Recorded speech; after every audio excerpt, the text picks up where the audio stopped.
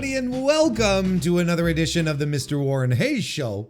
Guess what? I'm Warren Hayes, and we are about to embark on a journey together talking about professional wrestling right here on youtube.com/MrWarrenHayes. We're on your favorite podcast application, wherever you decide to listen to the Mr. Warren Hayes Show.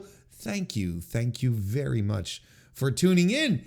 We've got, this week we have an AEW heavy show. I'm not going to lie. You know, we've got the AEW Full Gear 2024 review. That's in the pocket. We also, we're also going to talk about the Continental Classic, the C2.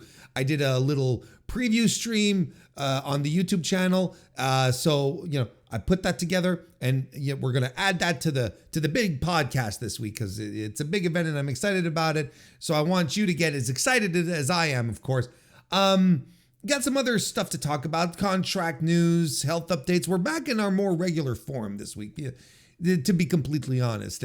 Things have been going well. A lot of the stuff that had been weighing down on me has suddenly lifted. So your boy Warren is back into full force. I feel good. We're feeling good about it again this week. We're back to a normal size, good, healthy sized podcast this week. So we'll get right to it. Of course, before we do, join the Mr. Warren Hayes Show Discord. The link is in the description. Subscribe to the YouTube channel on youtube.com/MrWarrenHayes because I stream there multiple times a week.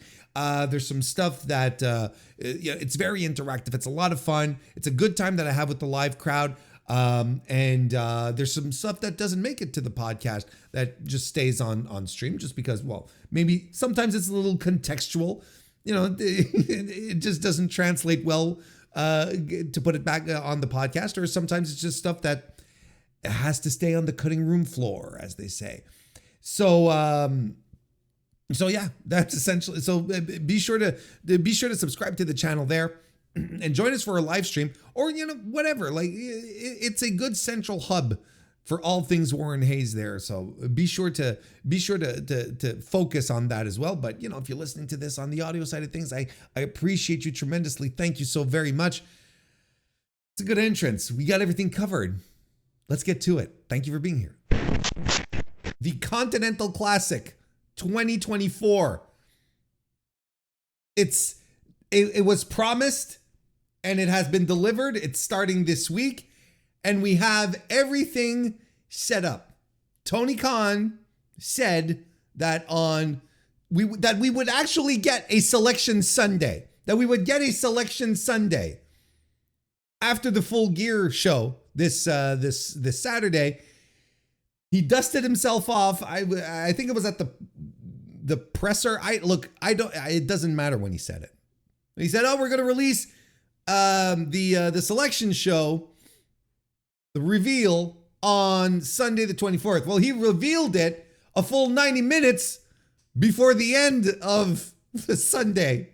So at 10:30 p.m. Eastern, we were treated to the selection show, and we got the whole field.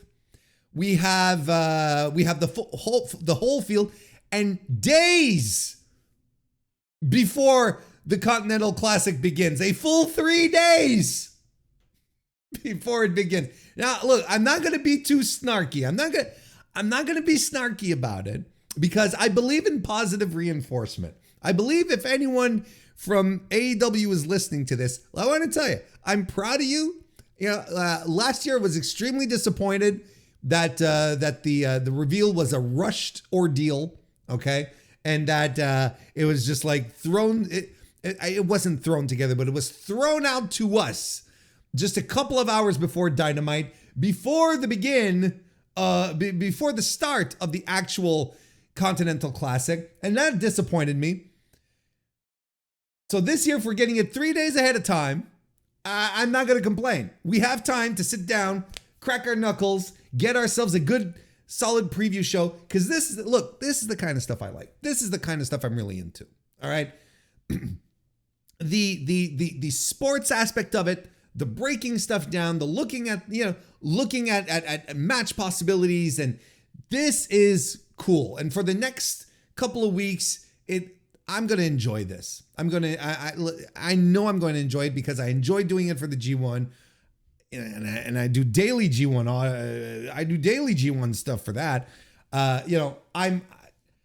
This is the kind of stuff I'm into. This feels like pro wrestling to me. So now we're gonna have ourselves a good time, and I'm not gonna get snarky, because it's like I wrote an article I was gonna say last year, but it really was at the start of this year. But recapping the entire 2023 Continental Classic, and in it, like I mentioned, and I understand this, right? I talked about the fact that Tony Khan's, his decision to release the leagues, the blocks, the day of the first day of the tournament was disappointing. But I also understand that, the difference between the comparison between hey Floman, nice to see you, welcome to the thing, the stream that we're doing here. Floman, member of the Mr. Warren Hayes show channel for 32 months, is here for the Warren bracket breakdown. Yeah, brother, you got me flexing now. Thank you for being here. It's unfair to compare the time. It's unfair to compare the G1 to the C2, because New Japan basically, starts announcing who's going to be on in the G1 tournament, and that's their entire following tour, right? That's what they have to hype up. That's what they have to get to, and they don't have television to fill up in the meantime, right? Whereas Tony Khan has to fill up weekly television, and he's got, he's got Full Gear coming up, and he wants to keep people focused on Full Gear. So the fact that he announced that the Continental Classic was starting during the build to Full Gear was smart. And I understand that, it's a little trickier than, like, he can't start hyping for weeks on end beforehand, because he knows it'll distract from Full Gear. And I think that makes sense. So, will it get better than just 3 days in advance? Probably not. And I think this is just because it's just the reality. You can't compare it with how New Japan does it, where they, like I said, they start building this on the end of the other tour, towards the end of the other tour, because the next tour is exclusively the G1. They've got some time off. They do the press conference. I would love a press conference, not gonna lie, but beggars can be choosers. We can't have everything all at once. But nonetheless, this is where we are. It makes for some good content. I'm excited to get into this. The Blue League this year is going to be made up of Kazuchika Okada, who is of course currently the Continental Champion. In the Blue League, joining Okada will be Kyle Fletcher, Daniel Garcia, Mark Briscoe, Shelton Benjamin, and the Beast Mortos. Ooh. In the Gold League, we've got Darby Allin, Claudio Castagnoli, Will Ospreay, Ricochet, Brody King, and Juice Robinson. This, of course, is following the round robin style tournament, where everyone within the tournament wrestles everyone once. The person who has the most points will win the block. Scoring system is 3 points for a win, 1 point for a draw, and no points if you lose. Matches have a 20-minute time limit, and there is no ringside interference allowed, ensuring that this is true, no nonsense, clean finishes, up and down and all around. That's probably one of the biggest attractions in regards to this. So this is how it's all laid out. Of course, starting this week on Dynamite on November 27th. So let's so this is it's okay. Before, I think we'll start by talking about the guys who are in the tournament. Then maybe we'll talk about structure and all of that, and this, maybe more than nitty gritty. But I think what everyone's excited about is who's in the Continental Classic. Look, I take both of these blocks. I look at them and I'm like, this is good. You have to be extremely. I sincerely feel this. You have to be extremely nitpicky to look at, either of this, the entire Continental Classic or blocks and go, I'm not so sure. I'm not, like, these are really good blocks filled with hard workers who will understand the assignment. And what is the assignment? To go out there and have some tremendous pro wrestling matches, right? These are people who will all understand how this goes. And the blocks are pretty good. Like, I have a natural little penchant for Blue League, right? I think there's a lot of really interesting stuff happening in Blue League that we'll talk about in a second or two. But Gold League is tremendous. Like, I don't know if there's one that I outright can say I prefer this one, right? If I remember correctly, last year, I think Blue League was the one where I was like, yeah, this rules, right? I think, I don't quite remember, but I feel like that's the one that I was like, yeah, no, this is the one here. Whereas this year, I think they both hold their weight. They're both incredibly solid, and I don't have any issues with anyone in this. There's just capacity, possibility for all sorts of different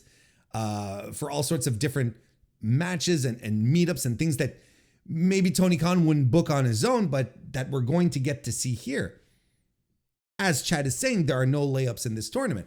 I was going to use the term scrubs. There are no scrubs in this tournament. However, we can talk about snubs because I think that, I think there's a couple of names that fans expected to see there.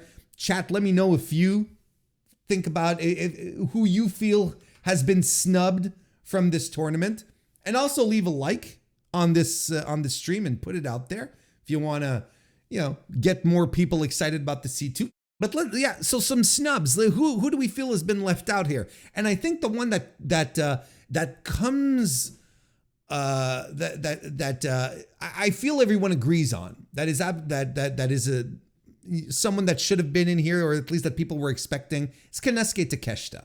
I think Takeshita not being in here is a little, not strange, but a little disappointing. Not strange because I understand why he's not in there. I understand why they didn't add Takeshita, because he's the international champion. Plus, he's got some pretty big matches coming up in New Japan. Like, this guy is kind of this guy is kind of set, right? He's kind of set. I think he'll be good for not being in the tournament. He's going to be having 2 high-profile matches in the Tokyo Dome this year. It's a fair trade-off for the dude, right? But he would have been absolutely at home here. Then again, maybe he was like, hey, you know what? No, I don't want to do this because I did a G1 tour this year. I'm good, thank you. I was like, maybe there's also that as well. Or maybe Tony was like, well, you know what? You did. I let you go to Japan to do the thing. We're good now. Right? Let's take a little break. There's all sorts of, logical connections you can make as to why Takeshita's not in this C2. I think that's fine. I think it's okay. I think Tomohiro Ishii not being in it is weird. I had actually called that. I was convinced he was going to be in the C2, but I should have known. It should have come to me that once it was sort of set that he was going to fight Chris Jericho on the 27th, the same night as the start of the Continental Classic, that it should have come to me. There was, he's not going to be in the C2, right? And they'll probably want him back.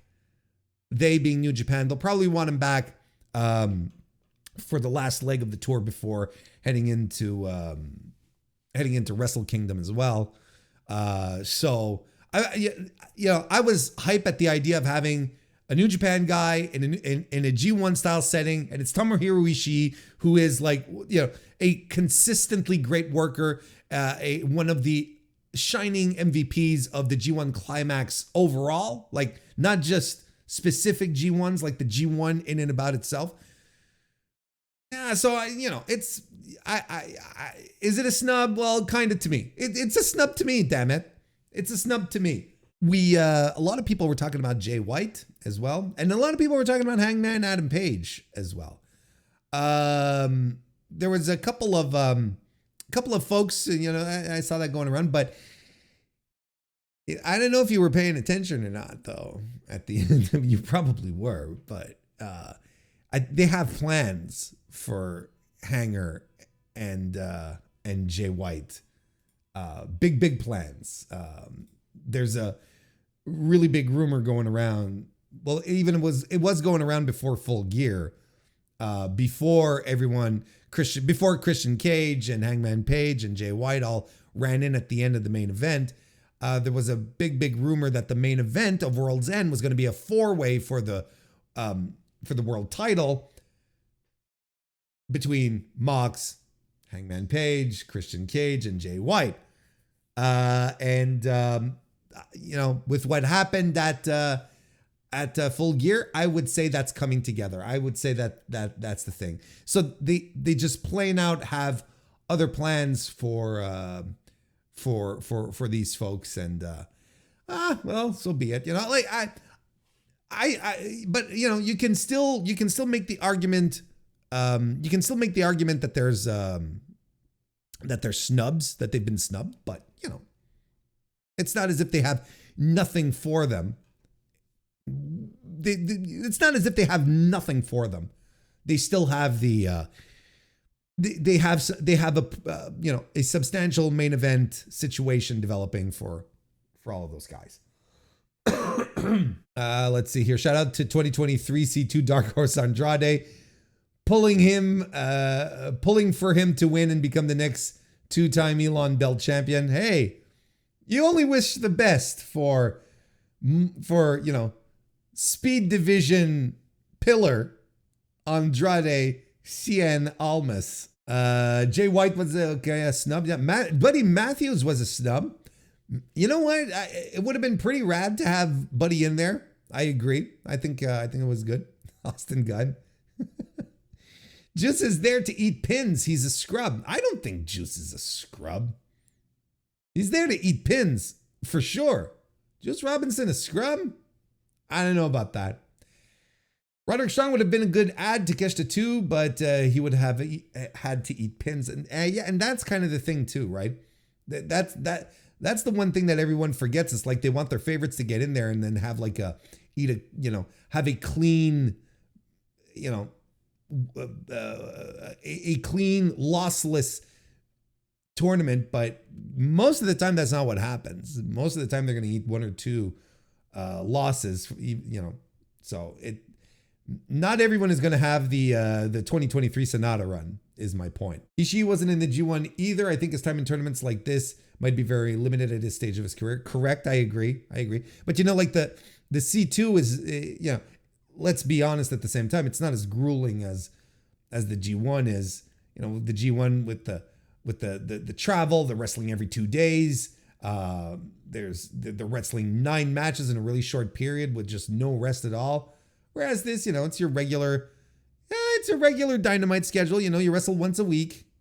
I'm not sure I'd put any champions in it. Sure, I'm with you on that. I think it weakens the case for certain people. Well, for champions, if they're put in the, which is why it weakens the case for champions winning these types of tournaments, in my opinion. Which is why I loved your idea about they snubbed me. Oh, well, that's fine. I would have just eaten pins. It wouldn't have been great. Which is why I loved your idea about Garcia much better than what they've done. Look, I mean, I would have really liked my idea to come to fruition, not going to lie. Which was, by the way, for those of you who weren't privy to it, I would have had Daniel Garcia lose to Jack Perry at Full Gear, but then come into the G1 and win the whole thing by defeating Kazuchika Okada. Like, you know, having his redemption arc basically come to a close from last year's G1 and his identity crisis that he had been on, figuring out whether, you know, he's a pro wrestler or a sports entertainer and all of that, and just wrapping that up with a nice little bow. That's what I would have done. But look, he's coming in with the TNT title. He's probably, we'll talk about it in a second, he'll probably get more wins, but I'm not so sure about the winning part anymore. Why would you still need Ishii when you have 2015 Noah Global League finalist Shelton X Benjamin? If he comes out referring to himself as Shelton X Benjamin, I officially want him to win.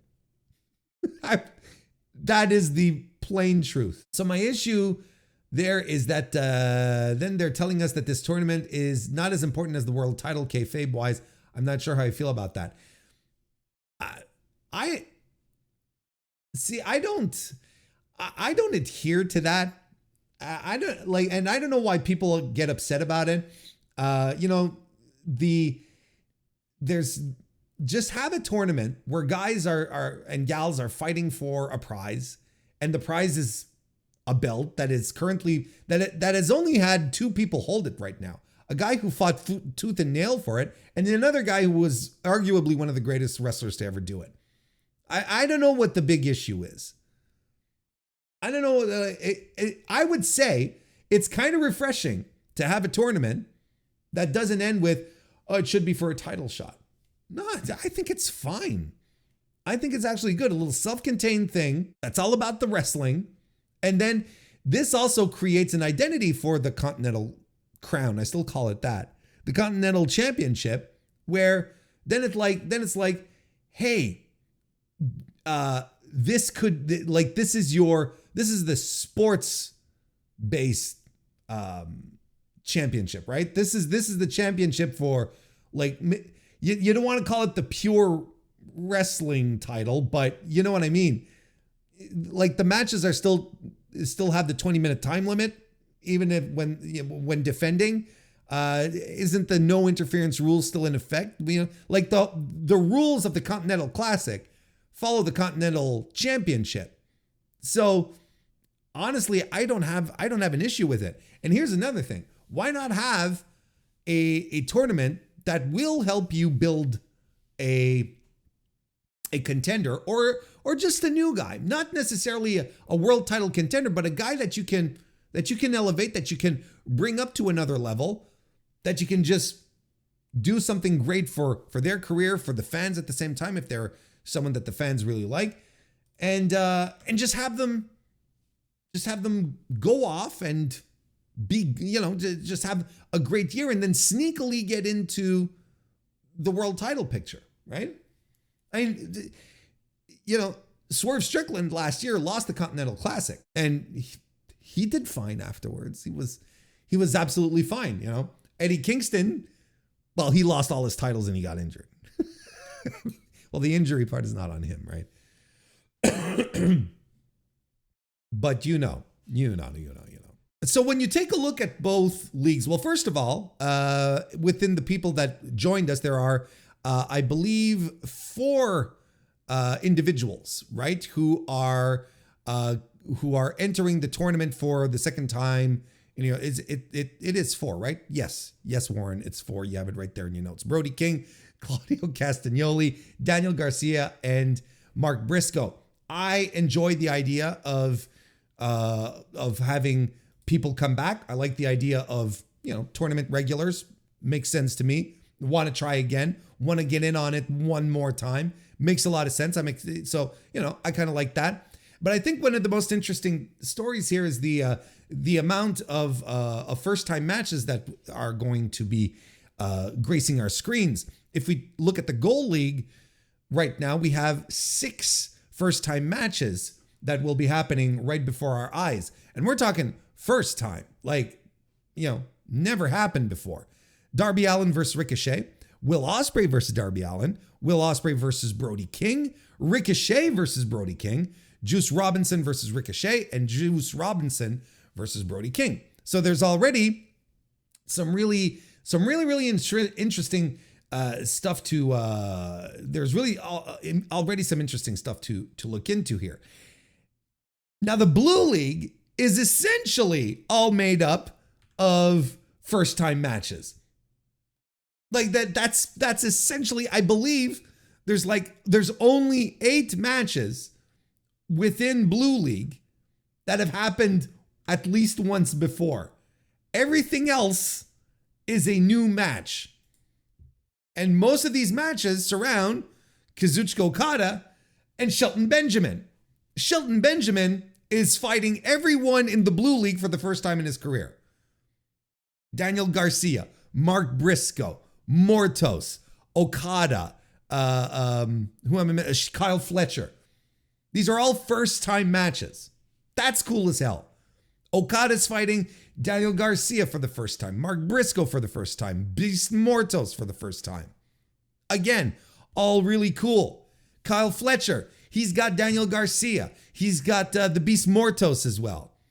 Daniel Garcia's never fought Mark Briscoe.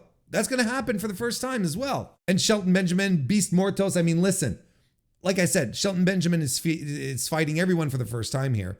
But if you're not circling that match in your notes, in your calendar, in your planner, if you're not waiting with bated breath for the day Tony Khan announces the date on which that happens, you know, that's the kind of thing where the day it happens, you sort of have to start canceling what you'd planned. You're like, oh, shit, I had to go to the dentist.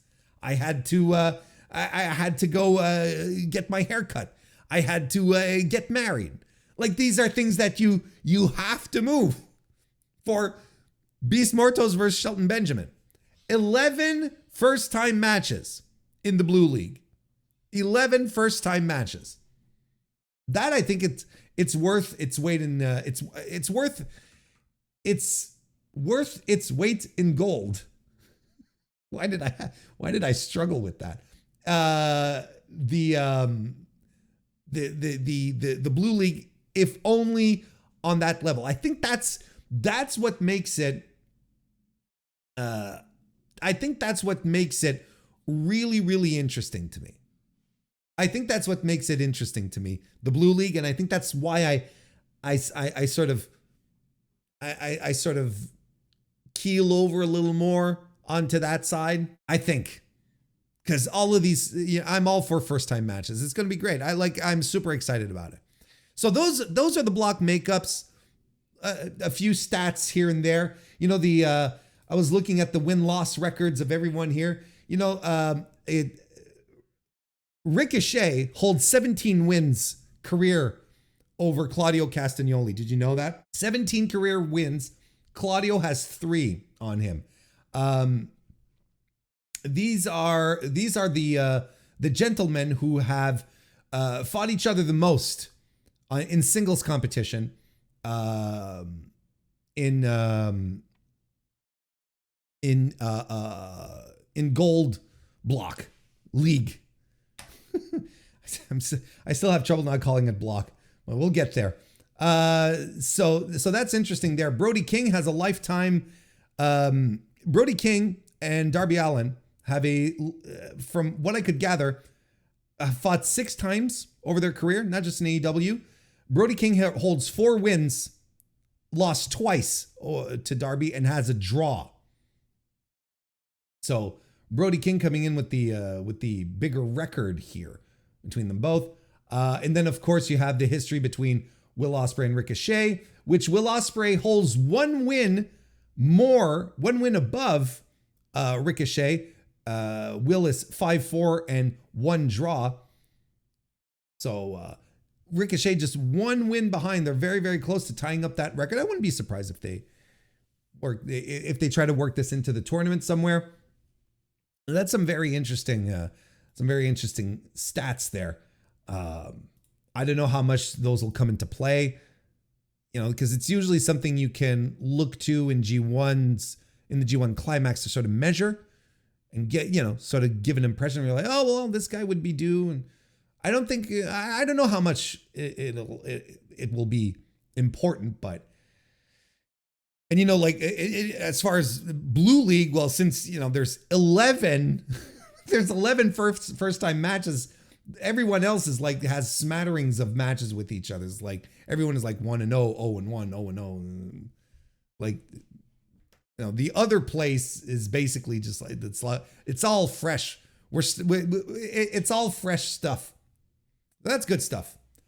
What should we be looking for in this G1? I got some thoughts. I have some ideas.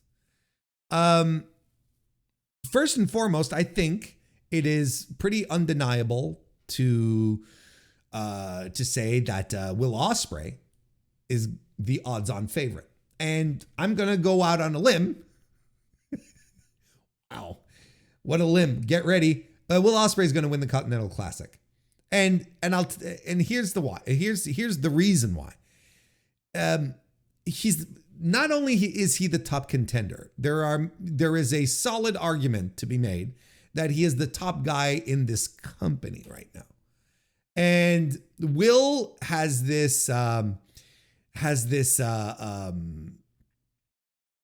goodness about him where he really doesn't care whether he wins or loses, where he's able to, where he's going to, he likes putting other people over, especially when, it's people that he loves and that he's friends with and that he respects, so at some point, Will, you do have to win some matches and you do have to win some big ones. And I think winning this tournament would be absolutely winning the big one. Will is the most consistent performer they have. He delivers always great matches. And on top of that, tremendous promo. He is the feeling of what AEW should be. And I think him winning this tournament would be a good idea, if only for that. And look, Tony now is starting to call this tournament like one of the greatest wrestling tournaments in the world and so on and so forth. He's starting to really put it over hard as this international great, prestigious tournament. Well, if you're going to have this be a prestigious tournament, you got to have the top tier wrestlers get the big wins on this one, right? You got to have a guy like Will Ospreay, who is known throughout the world, I don't even think it's arguable. I think he's the greatest pro wrestler on planet Earth right now. You have him win. You put him over. You didn't do it when he came in with the world championship. You used some caution. You didn't want to rush into it. Maybe you should have, because the guy is over as hell. Maybe we start to try to rectify that a little bit. Have him win the tournament. Have him beat whoever. Okada, Fletcher. We'll talk about that in a second. But, I think look, you should crown the best in the world in this tournament. And if you want the C2 to feel like it's a gathering of the best in the world, right? Nothing against anyone else, but Will is indeed on another level. And I think it would be beneficial for his AEW run and for AEW and the C2 on top of that, if he were to win. I don't see a truly more compelling case. There's some good cases to make, and there are some people in here who, if they win, I wouldn't be mad. But I think that Will winning the whole shebang is absolutely the way to go. That's how you get your base juiced up. That's how you get people excited. You've got some and you've got some matches set up down the road. Why not put a little 20-minute time limit on Will matches? Have him do so, have him run up against the clock. I think that would be good. I think that'd be good. So that's my pick. And I think that's what we have to, I think that's ultimately the way to go. I think that's how we land this one. Another thing that that I think we should look out for is how Kazuchika Okada is handled in this tournament. There is a lot of feelings about Kazuchika Okada since he entered AEW, and a lot of people feel that I hear a lot of talk about how Will Ospreay, no, excuse me, try to change subject, Warren, get Will Ospreay out of your head. There's a lot of people who feel like Kazuchika Okada is a guy that since he's joined AEW has been treated sort of like a, comedy character, not exactly living up to the mantle that he has of being one of the greatest pro wrestlers of all time, which he quite arguably is. And that his allure has sort of faded away, right? What better place for him to get back into that saddle, Jack, is by going through the C2, having some great Okada matches, and maybe even winning it. I wouldn't be upset if Okada won it, right? But I think there's a bit of a what's the word I'm looking for? There's a bit of a rehabilitation that has to be done, I think, in regards to Kazuchika Okada's image. I don't think he's the guy who came into this company. He's not the same. And that's because he was in an angle with the Bucks, right? And they're all friends, don't get me wrong, and everything is fine. And he comes in and he does stuff and he pops his buddies, they do some funny comedy bits with him, but maybe it kind of eroded that Rainmaker mystique a little bit. And I can understand that maybe even he comes in, he's like, I want to do something different. I just don't want to come in and do the same thing that I've been doing in New Japan. I just want to try something out, right? And I think, he was surprisingly good at the funny bits, he had some great timing. He was entertaining overall. But maybe he did wear a little thin. Maybe it did erode a little bit at the mystique of Kazuchika Okada. And now that the Elite are gone, I think I would say they're dissolved unofficially. Like no one has come out to say the Elite no longer exists, but you can kind of feel like, especially after seeing Jack Perry this week on Full Gear, I don't think there's any associations there anymore. I think we're done. And kind of the same with Okada. I think he's on his own to do whatever he wants now. And he's also a guy that people want to cheer for. That's the other thing, right? He comes out, they do the coin drop. People get excited because it's fucking Kazuchika Okada. So maybe it's time to revisit the formula, to try something else. And I don't think there's a better spot to do that than in a tournament, a pro wrestling tournament in which he's fairly well known for at the same time, right? He's well known for these kind of things. So we'll see. We can argue whether or not winning the C2 will put him on par with Chono. That's a whole other discussion for another time. Something else to look out for, I believe, is Darby Allin's Gold League includes two of his biggest rivals, at least in AEW, at least one that he has incredible history with, and the other, well, that he's nonetheless has history with, maybe a little more recent. But look, we're talking about Brody King and Claudio Castagnoli here. His matches with Brody have all been sensational.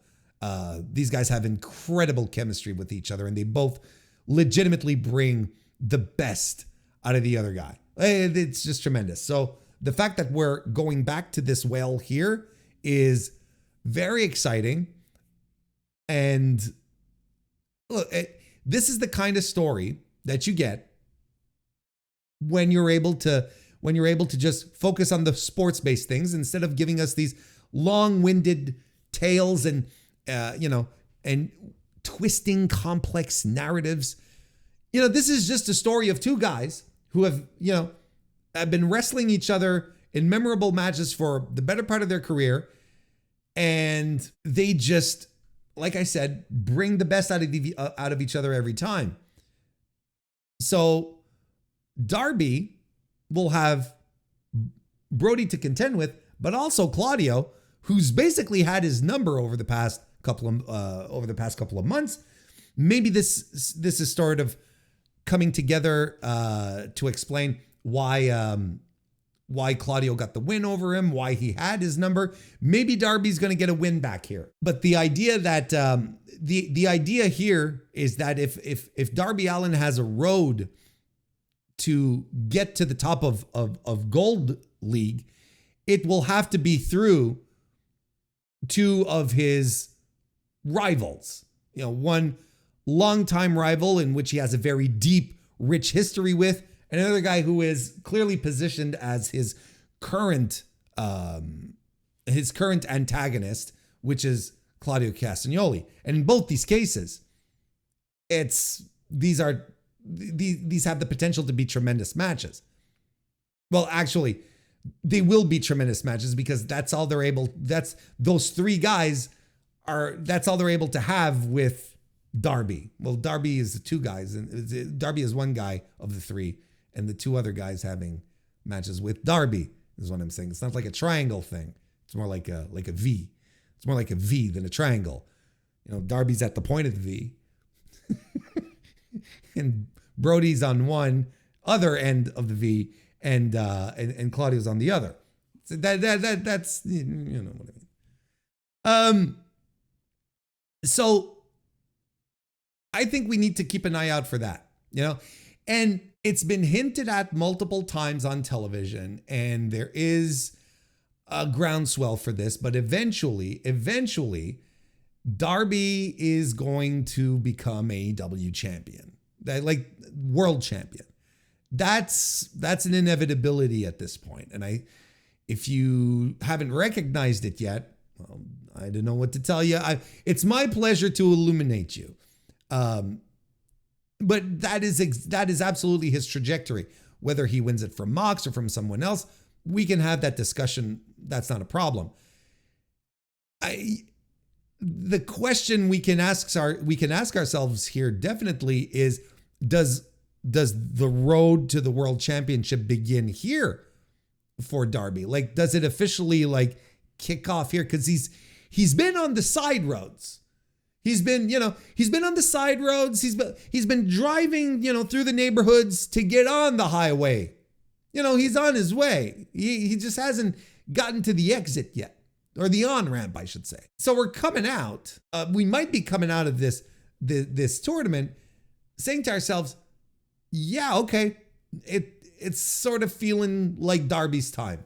And they've been messing around with Darby and Mox. Right? Darby has it out for Jon Moxley, and their confrontation is inevitable. Is Darby the guy who's going to do it? Everyone has different opinions, and most of the time I hear talk about Hangman Adam Page. I hear talk about Will Ospreay as the guys who could potentially take the belt off of Jon Moxley. And then we never really hear about Darby. And yet Darby is, he's beloved by the AEW fan base, and he's been on this path for a while. Is this where we start the actual fast track? Are we, fast track? Do we get on the highway to the world championship at this point? It'll be interesting. Ricochet, I think, is also a highlight of this. I'm a little surprised that he was added in, but then again, I think he's a solid addition. Here's my take on it. Here's what I think. I think that Ricochet has a lot to prove in this tournament. I think he has a reputation as a top tier performer that has been recognized and well earned, but I think his AEW tenure hasn't been indicative of that position. I don't think it's been indicative of that, that he is indeed as good a wrestler as expected. I think his matches have been fine, pretty good in some circumstances. I think he's gotten better. He's improved tremendously, especially since, I say improved. Let me reword that. I think his matches have gotten better. He hasn't improved. He doesn't have to, you know what I mean? He's not starting from scratch and then it's like, oh, look at this kid improve. He's been steadily getting better. Particularly since the Kyle Fletcher match, which I really didn't care for. But then he comes around at Full Gear, and spoiler for those of you who didn't listen to my review yet, he delivers the most mediocre 3.5 star match I've seen in a long time. Listen to the review to fully understand what I mean by that. He just under-delivered in a spot where everyone was expecting him to deliver. So I feel that Ricochet has a lot to prove. He has a lot to prove to fans like myself. And I think he has a lot to, I think he might have a lot to prove to himself.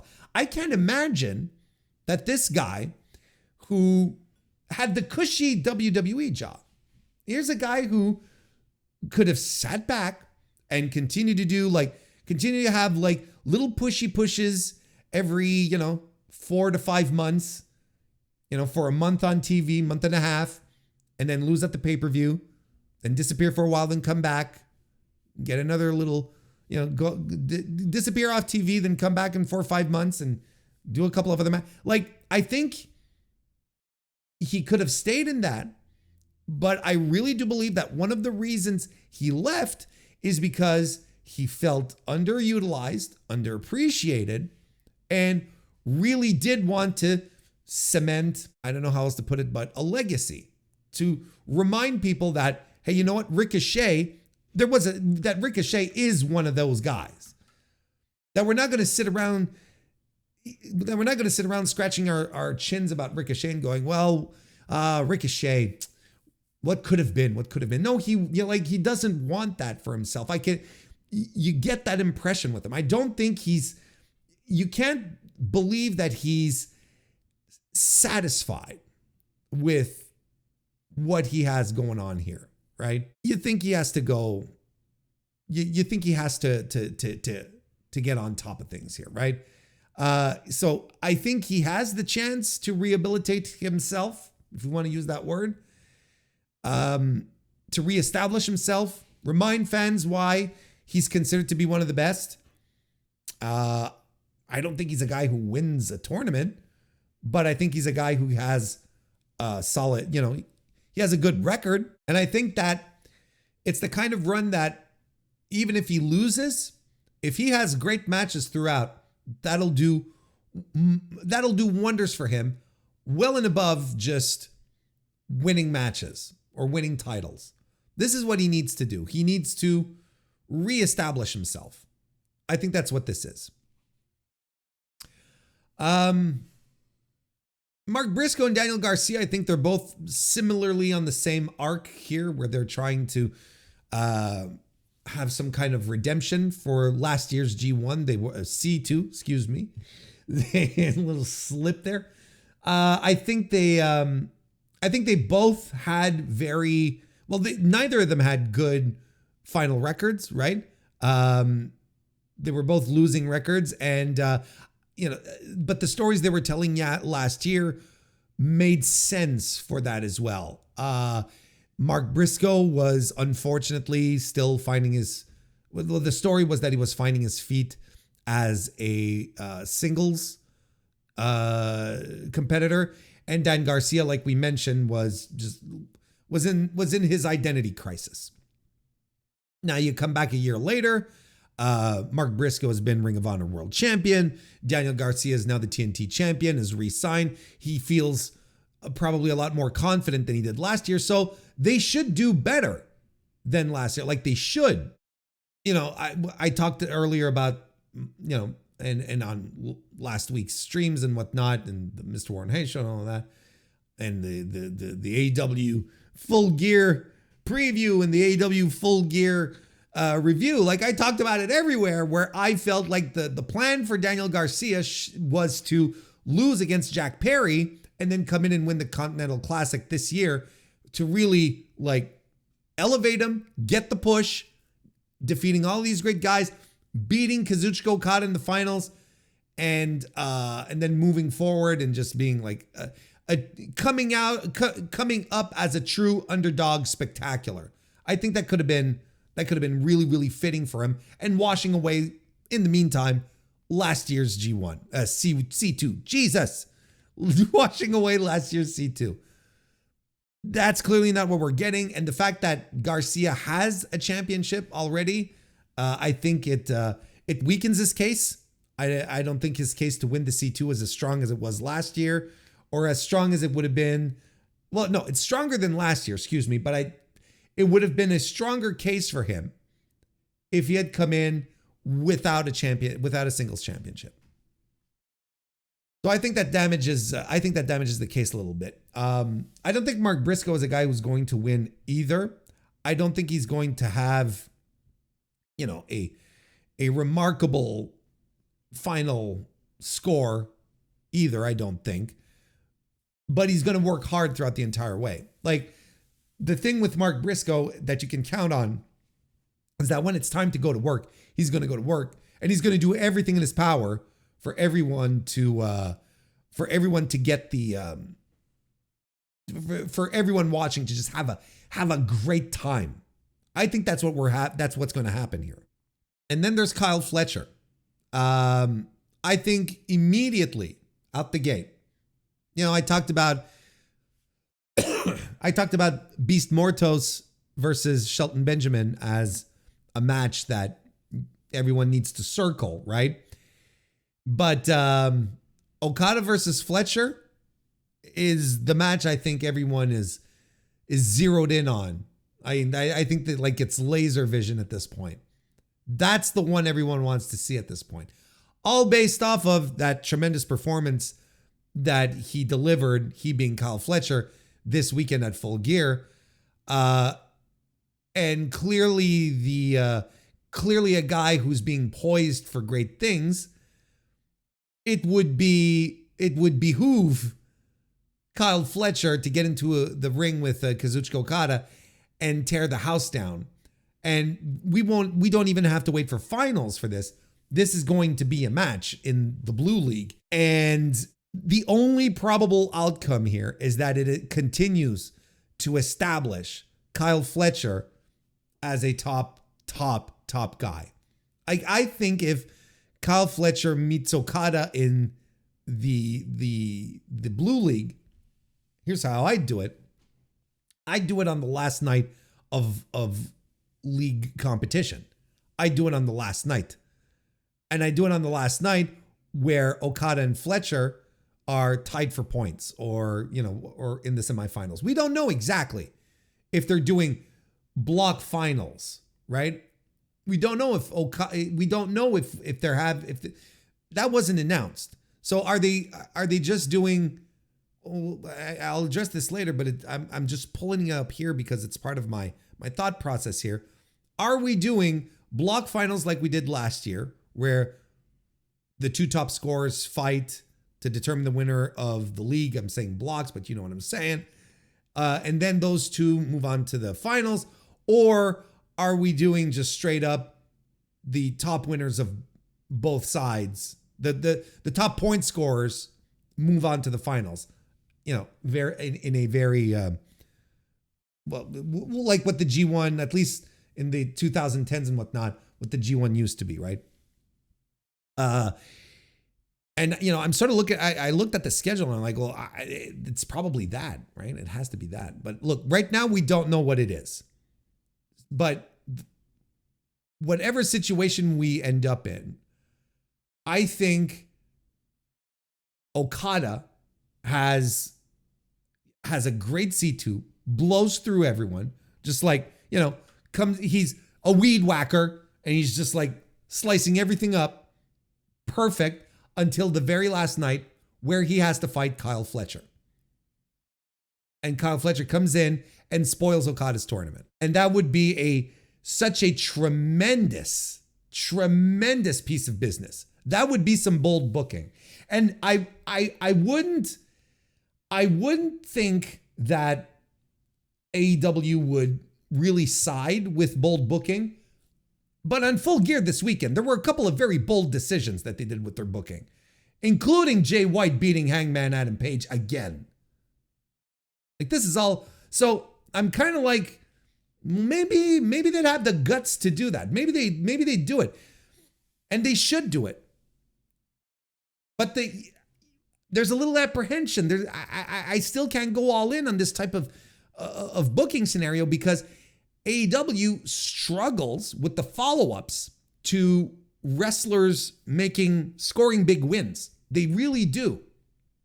You get the big win, and then the follow-up to that is, look, just off, Ricky Starks, Orange Cassidy, like just the two off the top of my head.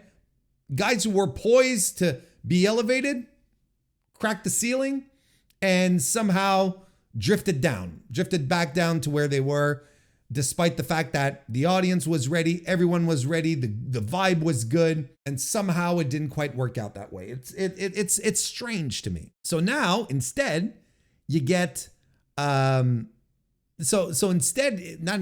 in this circumstance here where you have and Takeshita beating Kenny, that's also a very good point.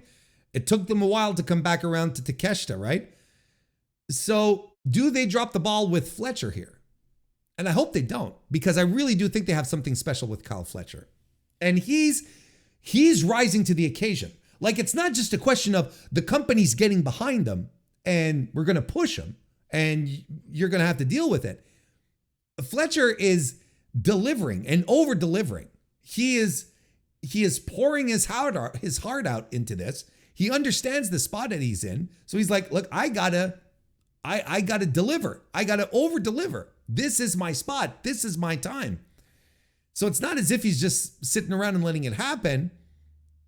He's also working hard at it as well. So I would pray that this is what we do with Fletcher moving forward. That he goes into the C2. I was going to say G1, corrected myself. That he goes into the C2 and beats Okada in a way that it spoils Okada's tournament and Fletcher moves on. Look, he's a future star. We've been seeing it for years. We all knew he had the tools. The question had always been, that's often what a lot of us mean when we talk about up and coming wrestlers. We say this kid's going to be a star. Usually what we mean is the kid has all the tools. Now it's up to the kid and the booking, of course. But once that's out of the way, it's up to the kid to use the tools to put themselves over. They have the tools. They should be able to use them. Sometimes they don't. Sometimes they do. And in the case of Fletcher, they are. So he has all the tools to be a top guy. We've said this, and he's putting it into practice. So why not just go all in on it and have him beat Kazuchika Okada and win Blue League to fight Will Ospreay again? Because then it starts to make sense as to why Kyle Fletcher beat Ospreay at Full Gear, clean as a sheet. Then we come back around and they have a second match, and then Ospreay beats him. And then on top of that, it's for the Continental Classic, which I predict Will Ospreay is going to win. Will Ospreay and Kyle Fletcher in the finals. That's my prediction right there. And then what does that do? Sets us up for the rubber match, probably to put on the Australia show, which apparently is going to have to change venues because they're not selling enough tickets for whatever stadium that they had, the Suncorp Stadium or whatever it was. Apparently they might be looking to move venues. Smart. But you do that for the Australia show, right? You have your rubber match there.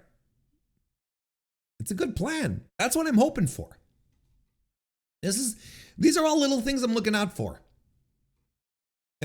Shelton Benjamin is probably going to have some tremendous match. Look, I cannot wait for him and Beast Mortos. I cannot wait. Like, that's going to be, I think that low key is going to be a fun as hell match. I'm so excited for that. And you know, Beast Mortos, as much as I like him, I think he's kind of there to eat some pins. That's kind of what he does, regardless, right? You know, there's no big Beast Mortos push. He's not winning matches right and left. And that's what Juice is there for as well. And Juice is he's going to be perfect in this role. He's going to be perfect. Because he's a guy who can work and he knows what to do. He's going to do what needs to be done to put the other guys over. It's going to be tremendous. So those are kind of like the key points, I think, that we need to keep an eye out for. Some stories that we need to see how that are going to develop. This, my gut feeling, some thoughts, some analysis, some predictions. I think this is how it's going to go. Now we know what the tournament schedule is. We've said it more than enough at this point. This Wednesday, November 27, starting with Dynamite and Collision, because there's tapings. There's Dynamite and Collision tapings this week. So the Collision tapings will air this Saturday. Then December 4th, Dynamite. December 7th, Collision, both live. Another live Dynamite on December 11th. Then on December 12th, we have more Collision tapings to be aired that weekend, that Saturday.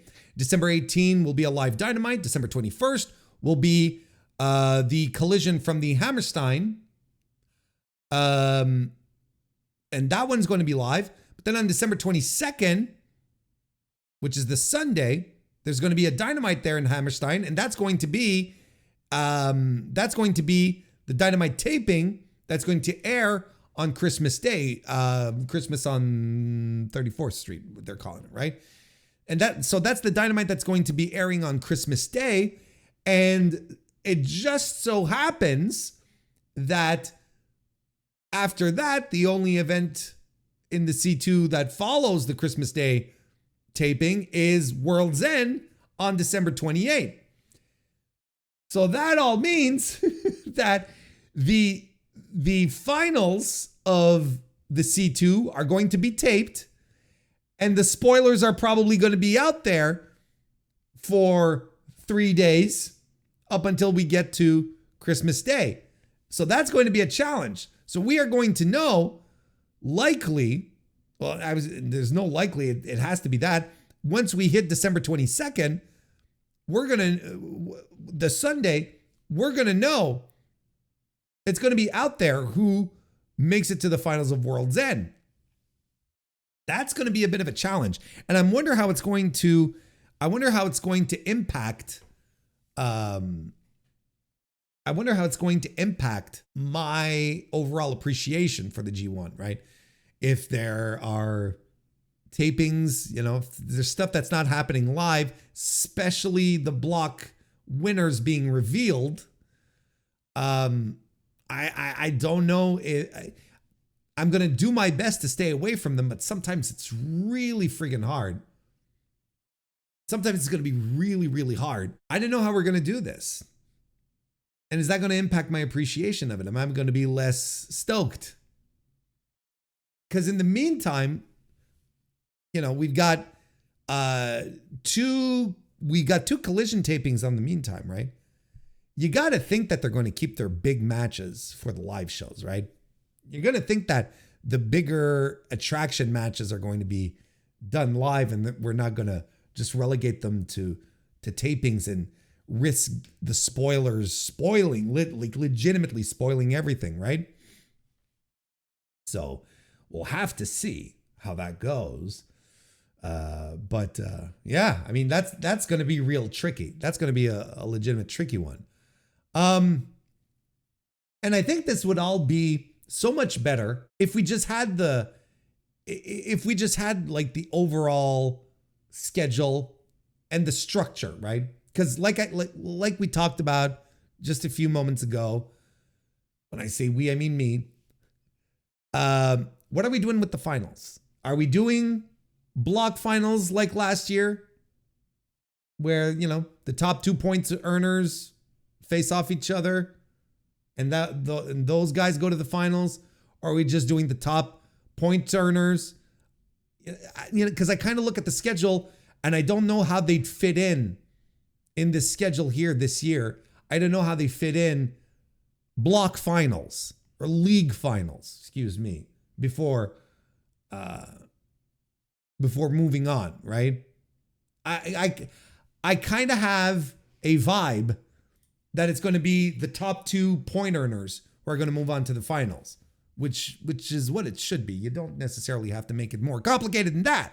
I wish we had the full portrait of the structure. I wish we had we have the dates, but I wish we had like the schedule, like who's fighting when, where. But it's going to be drip fed, right? And at some point, like I heard rumors that you had like about 8 guys who were set for the tournament, like who were that were started getting leaked in certain corners of the internet a couple of weeks ago, but that the full field didn't come together until Sunday afternoon, which is kind of preposterous, right?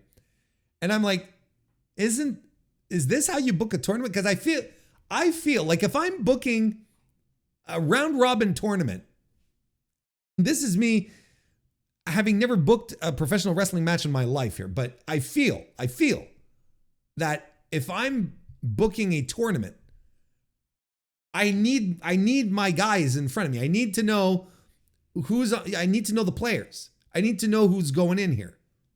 And then from there, I plan everything out. And because everything has to be planned out. You have to have a plan. You can't do fly by night booking here because you might fuck things up. Like that's the great thing of a tournament is that you plan out your best case scenario and then you plan out a plan B if people start getting hurt.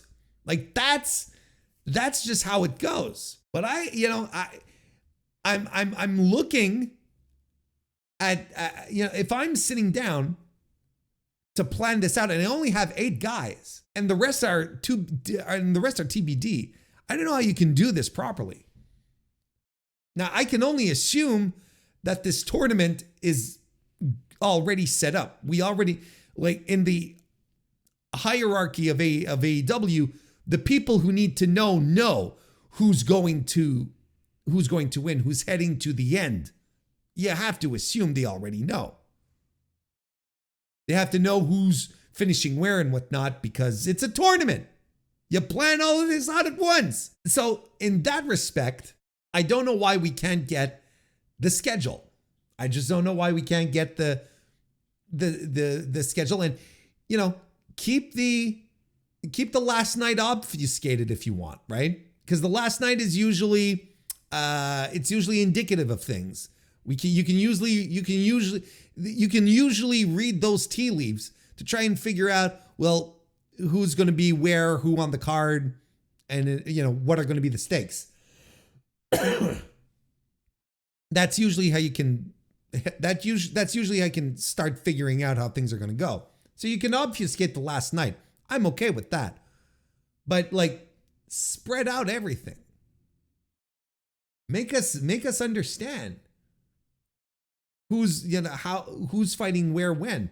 And I'm kind of assuming here that if you set a date for Kazuchika Okada versus Kyle Fletcher, or if you set a date for Will Ospreay versus Darby Allin, I think those 2 matches have a potential to draw.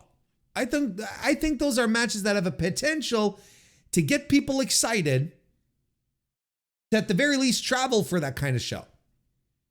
I think so. And so you just put it in the calendar and then people are like, holy shit, Allin versus Ospreay is happening in my hometown. Or man, it's just a 2-hour drive to get to wherever it is.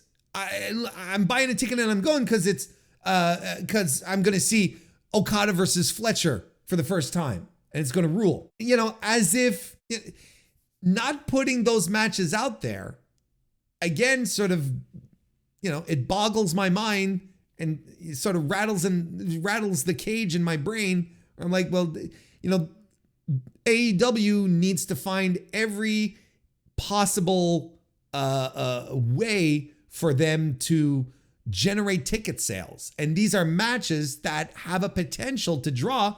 Don't keep them close to your chest. Put them out there. You know, schedule things in advance. Let people plan. Let people buy these tickets for other people for the holidays or whatever. An advanced Christmas gift. You know, it's the kind of stuff that, you know, it boggles my mind that AEW doesn't work harder, or not work harder, but doesn't consider more. And yes, that's right. Kazuchika Okada and I forgot about that. It did happen. Okada and Fletcher did happen earlier this year and was actually quite good. So imagine now. So there you go. I mean, I think we've gone through everything that we can go through at this point. It's two great fields. There's nothing but great workers in this that all understand the mission. Like I said, I'm excited for this edition. I think it has the potential to really have some great matches, and I'll be excited to see how the audience response is to it as well. Last year, the Continental Classic was an absolute critical success, but also a rating success at the same time. I covered it in my wrap-up article over in Voices of Wrestling. You can go check that out. Got all the ratings talk and all and everything, right? So it was a success. That's why Tony's doing it again this year. Of course, it was a success. Has the potential to be an even bigger success this year. So with this feel that they have in here, I'm excited. I was excited last year because I like the round robin tournaments. I love tournament wrestling. I think it's great. So I was down for it to have, a North American G1. I was excited for it. But this year, I think the field is even better. I think the field is better than last year. C2, baby. Get into it. Get into it. This might be a little old by the time we're talking about it, right? It's, well, not super old. But this all happened on November 21st. This happened last week, last Thursday. It's Tuesday. It's not that old, but nonetheless. Kylie Rae was announced as a WWE ID prospect. Let's read this article from Figure 4 Online to begin with. A familiar name is the latest independent wrestler to be tapped with the WWE ID prospect. This was, again, as I mentioned, on November 21st, this news broke. Well, the IDing actually happened. It's not just news. It happened. Former AEW wrestler Kylie Rae has been announced as the latest wrestler to join the WWE ID program, as the announcement came Thursday night at an independent event put on by Freelance Wrestling. WWE employee Gabe Sapolsky, that's an unbelievable sequence of words, even though this has been the case for a while. Anyway, I digress. WWE employee Gabe Sapolsky commented on Rae's ID status on X, calling Rae the best worker on the indies. Rae was an original member of AEW's women's division in 2019 before asking for her release from the company later the same year. WWE has now announced 17 prospects as part of their ID program, where signees will receive some financial training and support, but are not signed to a full-time contract with the promotion. So then we break down the list. Kylie Rae has been on the independents for a while, and she has always been a standout wherever she'd go. Like, she is a natural at pro wrestling. She has always been great, no matter who she wrestled, and she is tremendous. She has incredible charisma. It's a wonder why she's been unsigned for so long. There are reasons for that, actually. You know, when we say there's a wonder, you dig a little deeper into Kylie Rae's history, and you find out why. You know why. She's had some struggles with alcoholism that she's apparently cleaned up. That she's feeling better. It's one of the reasons that for which she took a long break from pro wrestling, because, you know, quite frankly, pro wrestling is not necessarily super friendly to people who have addiction problems. It's not a great environment. It's been very storied about that. You know, the schedule, the people, you know, it can take a toll, right? And the physical toll as well. You know, I'm not teaching any of you anything here. But you know, a lot of people sort of look to that as a reason why things have been stunted, why she hasn't exploded as much as people thought. Of course, her being picked up by AEW in 2019, everyone saw it. Well, this is the shot at the big time. And it was a tremendous pickup. It was probably the best pickup that they could have done for the women's division at the time. She's a fantastic pro wrestler. In-ring charisma, she's a standout. She's always been national TV. She's been there. You know, what is she? She's been at this for like 8 years. She can connect with audiences. For someone who's on the independent circuit, she has such a huge following. People who legitimately like her. You know, she's somewhat of a draw on the indies. And if it hadn't been for her personal struggles, I think she'd probably be further faster at this point. Now, you know, like I said, things seem back on track. You know, she's a recent mother, and she seems to want to commit to the craft again, right?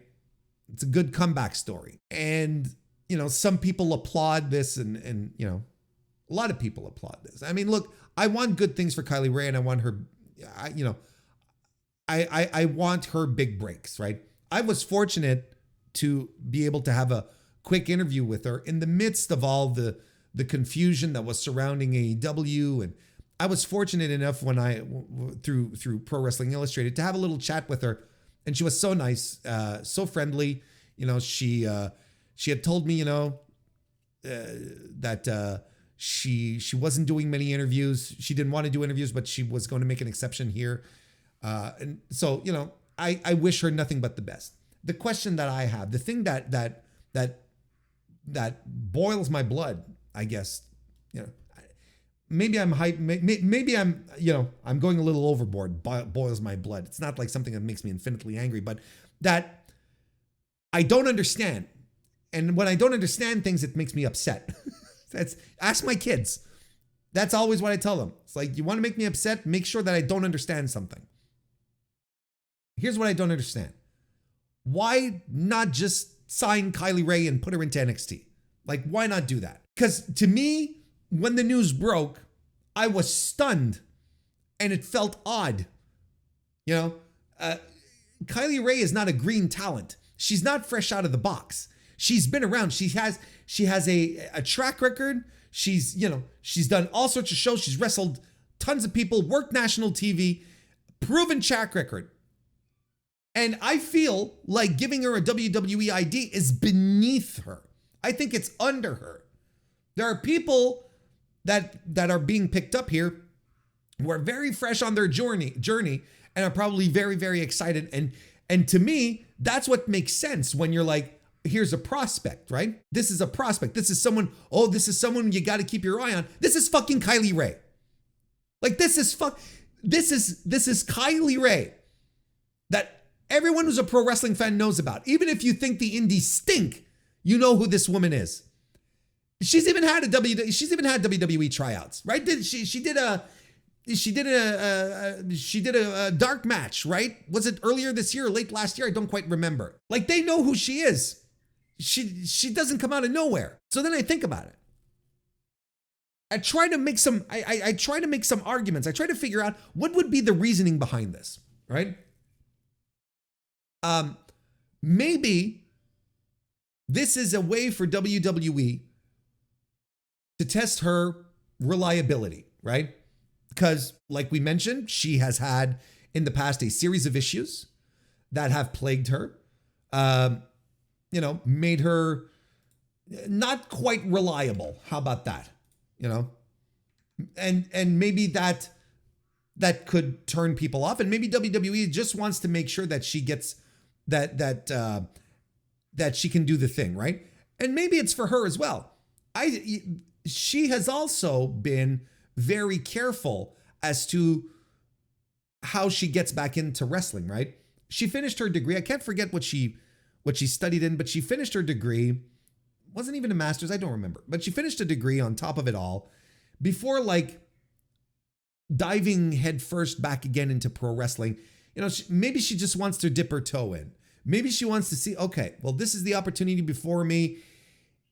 Is this the kind of pressure I can handle? Can I get back into this? And I think it's wise if everyone here in the situation, WWE and Kylie Rae, are like, let's just go one day at a time. Let's just take one step at a time, as opposed to going all in with a big time WWE contract, right?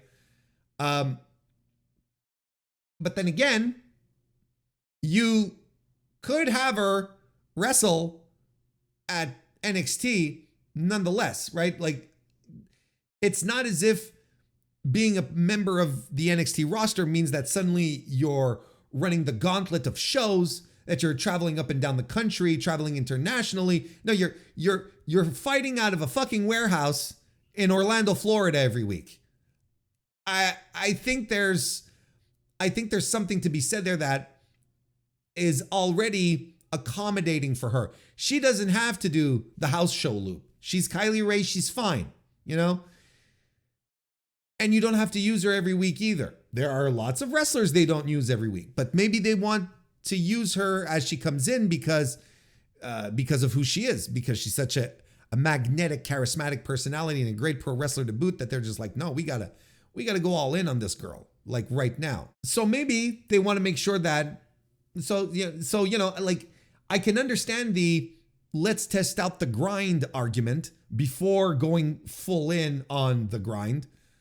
But then again, the grind in NXT is not even remotely as hard as, or demanding, how about that? Demanding is probably the best word, than running indie dates over a weekend, Another possible reason why they gave Kylie an ID contract is look, if the ID program is essentially like a light version of an NXT deal, right? Because it is, apparently the Joe Lanza from the Flagship Podcast, got some information, and apparently wrestlers on the ID deal are making $40K, or making $40,000, right? Anyway, we'll get to that. But if the ID program is essentially a light version, it might indicate a shift in WWE's developmental philosophy. This is something that we've talked about here when talking about the ID program, and I want to hammer this home again. Rather than putting indie wrestlers into the performance center where they don't need the performance center like they've done in the past, and then you realize these people are ready to go, right? They may now view the ID program as just a way to bring in wrestlers who already know how to work, right? So this would allow them to skip the intensive training process, the learning curve in the PC, and just acclimate to WWE style and culture. Because the one thing that you have to keep in mind with indie wrestlers who have been at it, who have been on the grind, they go from town to town, city to city, promotion to promotion, and they are able to adapt to all sorts of situations and peoples and wrestlers and styles, because that's just what you pick up when you work the indies and when you go around. That's the thing. I can't help but think that this is the approach that that they are taking in regards to the indie talent. Just instead of bringing them into the PC through the regular route, like we've talked about, you keep the PC for the NIL trainees, from the people that you're bringing in from college who've never wrestled a lick in their life.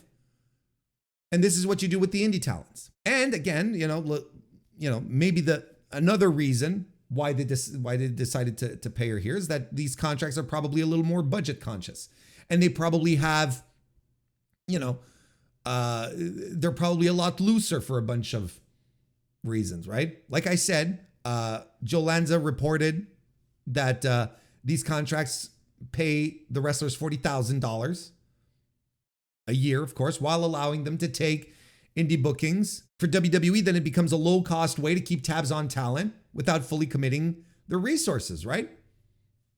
Without going completely all in. It's pragmatic, but they're going around and they're canvassing. We're close to 20 people on the ID list right now. Like, well, at some point, not everyone can be a prospect. At some point, you're going to have to stop making everyone a prospect. Otherwise, you're just canvassing people. You're just like spreading large and that's it. Talent hoarding to a degree. I keep hammering this home, but the introduction of the ID program is like it signals a shift in how WWE approaches talent development. I think we're going back to a system that existed before the performance center, right? And then after the OVWs and the FCWs and so on, the PC became the centerpiece of their developmental strategy, molding everyone from scratch. Not everyone, but let's say like homegrown talent. Now the PC seems to be evolving into a training ground for NIL recruits. I feel that's where they're going. Meanwhile, indie wrestlers could bypass most of the process altogether, which again represents a significant change to how WWE approaches as developmental now, going back to a system that existed previously, somehow acknowledging that indie talent doesn't need to be retrained. They can just adapt. They just need a brief adjustment period or whatever, and then they can be in NXT, and then they're on NXT. So even up to this point, I still don't feel like there's a compelling case to have kept Kylie Rae out of NXT. Like it still doesn't connect in my mind. And even among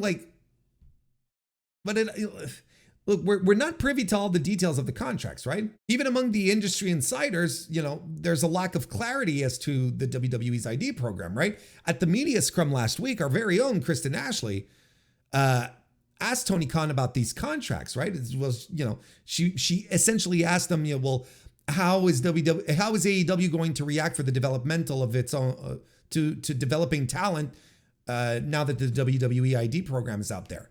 And his answer highlighted just how little concrete information is available, right? And I'll read you the quote here. This is Tony Khan's exact quote.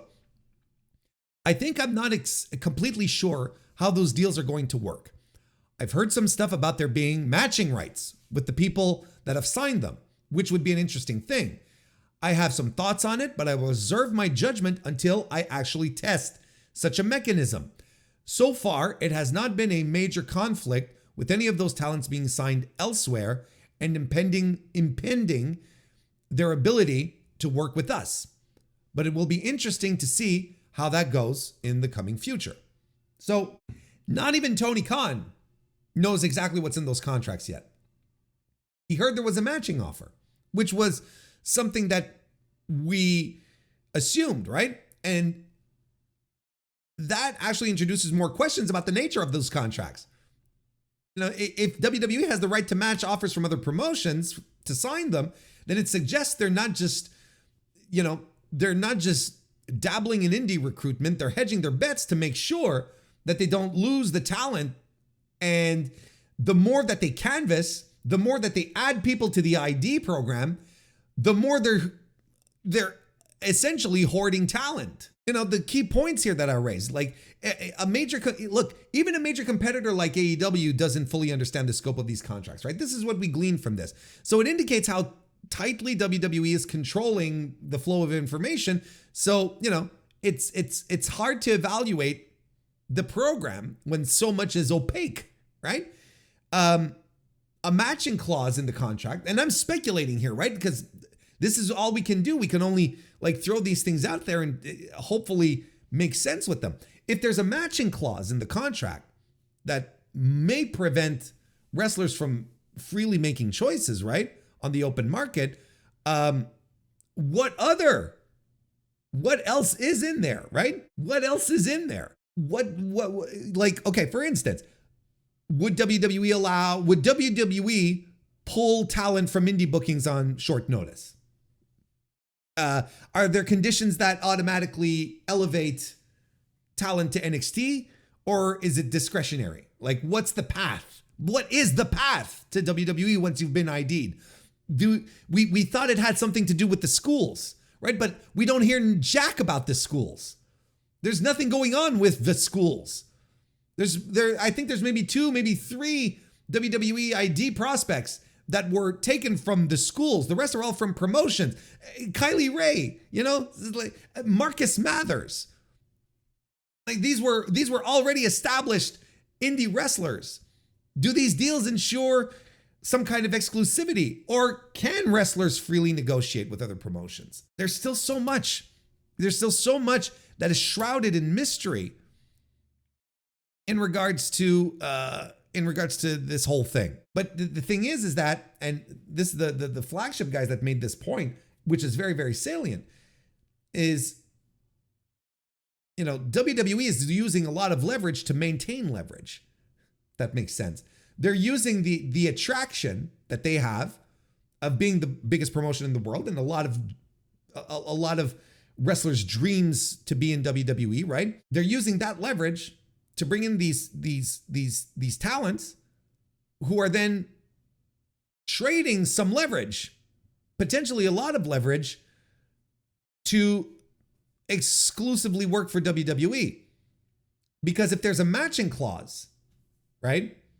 Like if you are one of these indie talents, let's say you're Marcus Mathers, and you want to go negotiate with Tony Khan. Well, Tony Khan is not gonna bid high for you, so that you can use his own leverage, so that you can use AEW's leverage to go negotiate something better with WWE, because you have the direct pipeline with WWE and you have the paper, you have the ID. Tony Khan's going to be like, well, yeah, well, here you go. What are you being paid now? 40,000? How about 50,000? So if you go back to WWE to try to negotiate, well, how much are they offering you? 50K? Oh, well, okay. We'll match that. Like that's kind of, you're removing leverage for yourself, which is kind of a bonkers situation when you think about it. Removing the possibility for you to be truly bet on and be and create better conditions for yourself, which is not surprising when you consider that WWE is owned by TKO, parent company of UFC, and you know how UFC pays its fighters. You know how that pay scale goes. Wouldn't be surprised if the TKO philosophy in regards to paying talent trickles down to WWE as well. And maybe this is just one of those ways where it's like, well, the best way to make sure that we don't pay our talent too much is to put them in a position where they can't leverage opportunities to come back to, where they can leverage opportunities to get us to pay them more. That's essentially it. Anyway, it's still a hard one to evaluate, the WWE ID situation. We don't know about guarantees in the contracts, NXT opportunities. We don't know what that path looks like. We don't know about, I think we know what the annual salary is. We don't know what other, whatever else might be in the contract as well. We don't know how free ID prospects are to pursue other ventures, other opportunities. But I'm still wondering, like, why are they doing this and not just hiring people to NXT? And what will be the difference? What is the difference between bringing in Delta from Australia and IDing her at this point? Why do you bring her in instead of giving her the ID. I mean, maybe the contract and everything was settled before the ID program was made official, which is possible, right? Don't get me wrong. But like I see someone like Delta, right? And then you have Kylie Rae, who is prime for this. And they don't bring her in. They give her the ID. Then again, this might be the path that they're taking too with Kylie Rae. They might be giving her the ID, like Kylie Rae being such a sure shot, right? Kylie Rae being such a monumental sure shot that they're just giving her the ID to sort of promote the thing, right? And she might end up being the first WWE ID prospect to join NXT, and then that'd be highly touted. And she's a sure thing. Like she's not a she's not a scrub, you know. She's an overall complete total package talent. So she might be like she's absolutely like if you want your program to have like a face, be someone that you can latch on to, say, oh, this person was ID'd and went in and she's tremendous.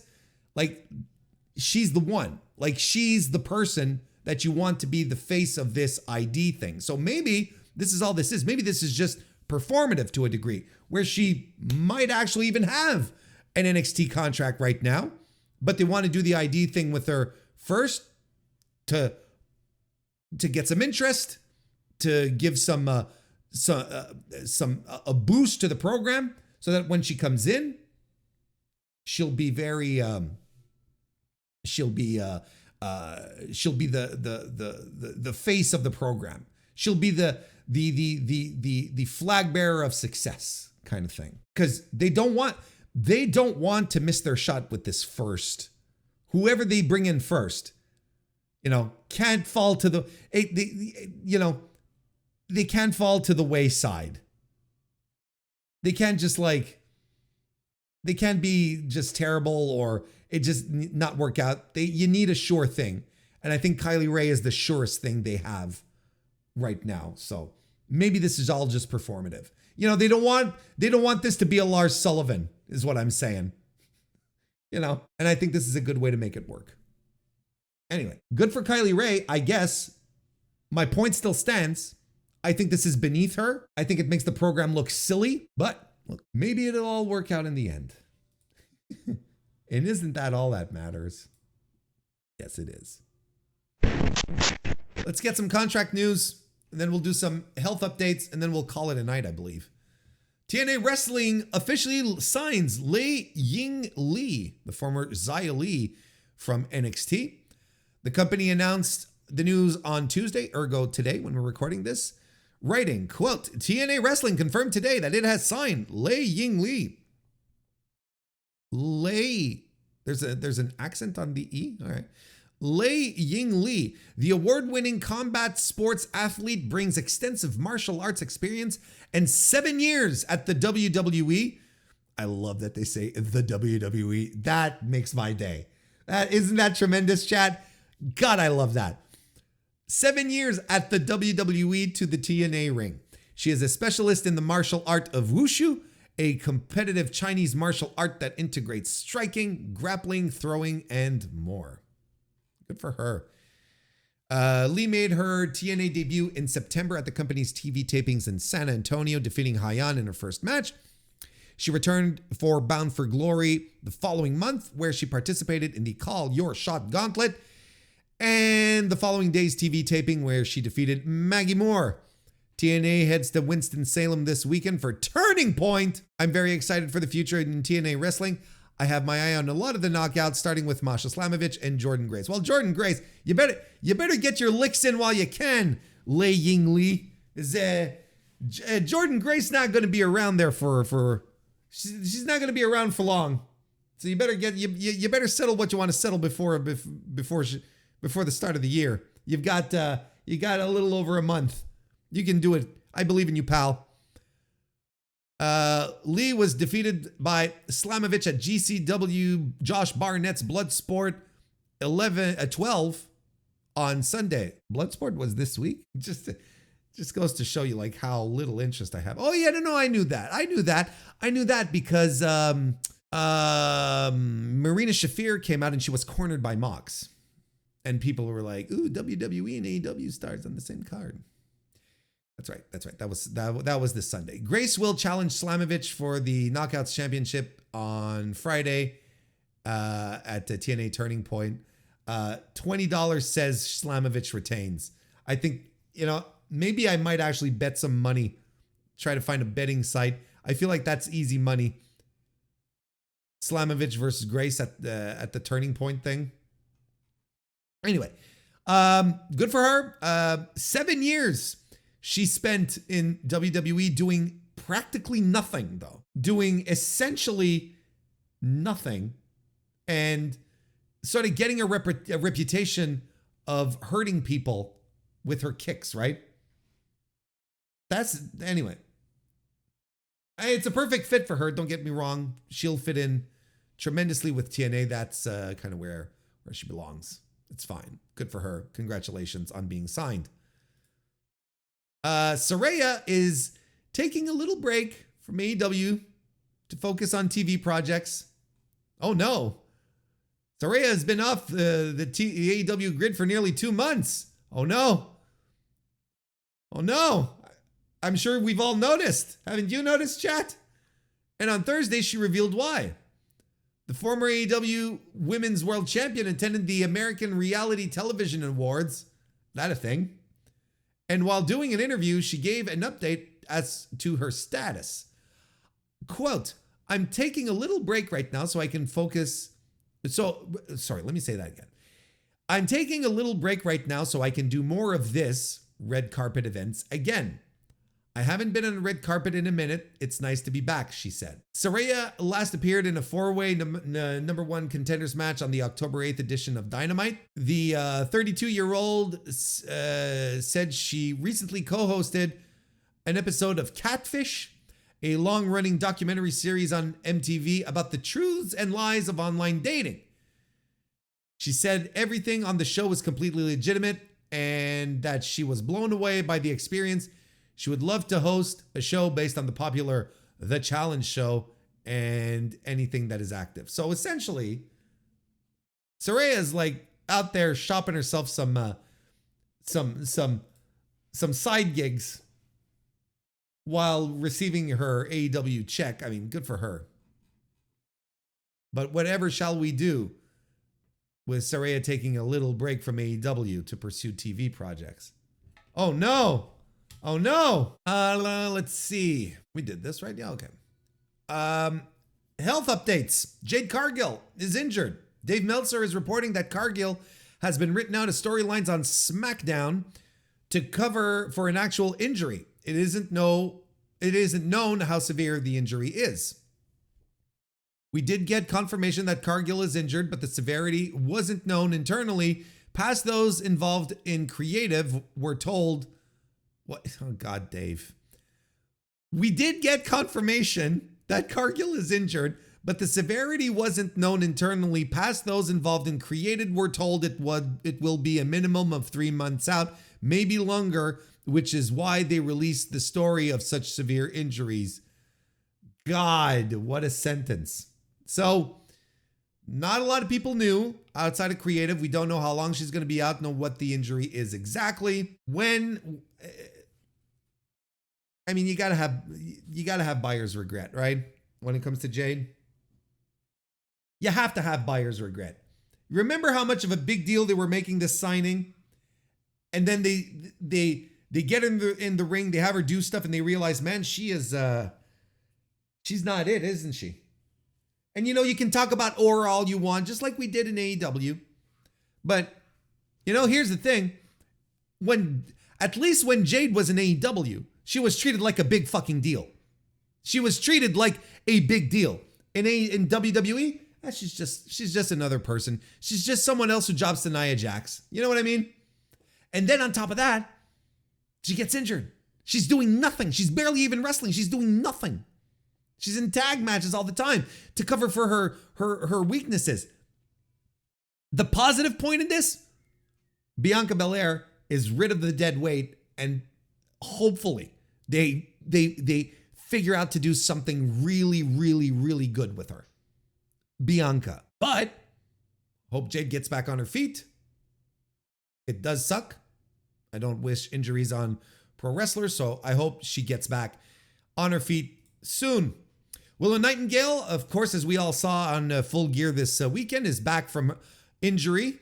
The former TBS and former CMLL Women's Champion returned to AEW, making her presence felt during the main event title match between Jon Moxley and Orange Cassidy at Full Gear this Saturday. Nightingale suffered a concussion during the late October CMLL Women's International Grand Prix and has been out of action since.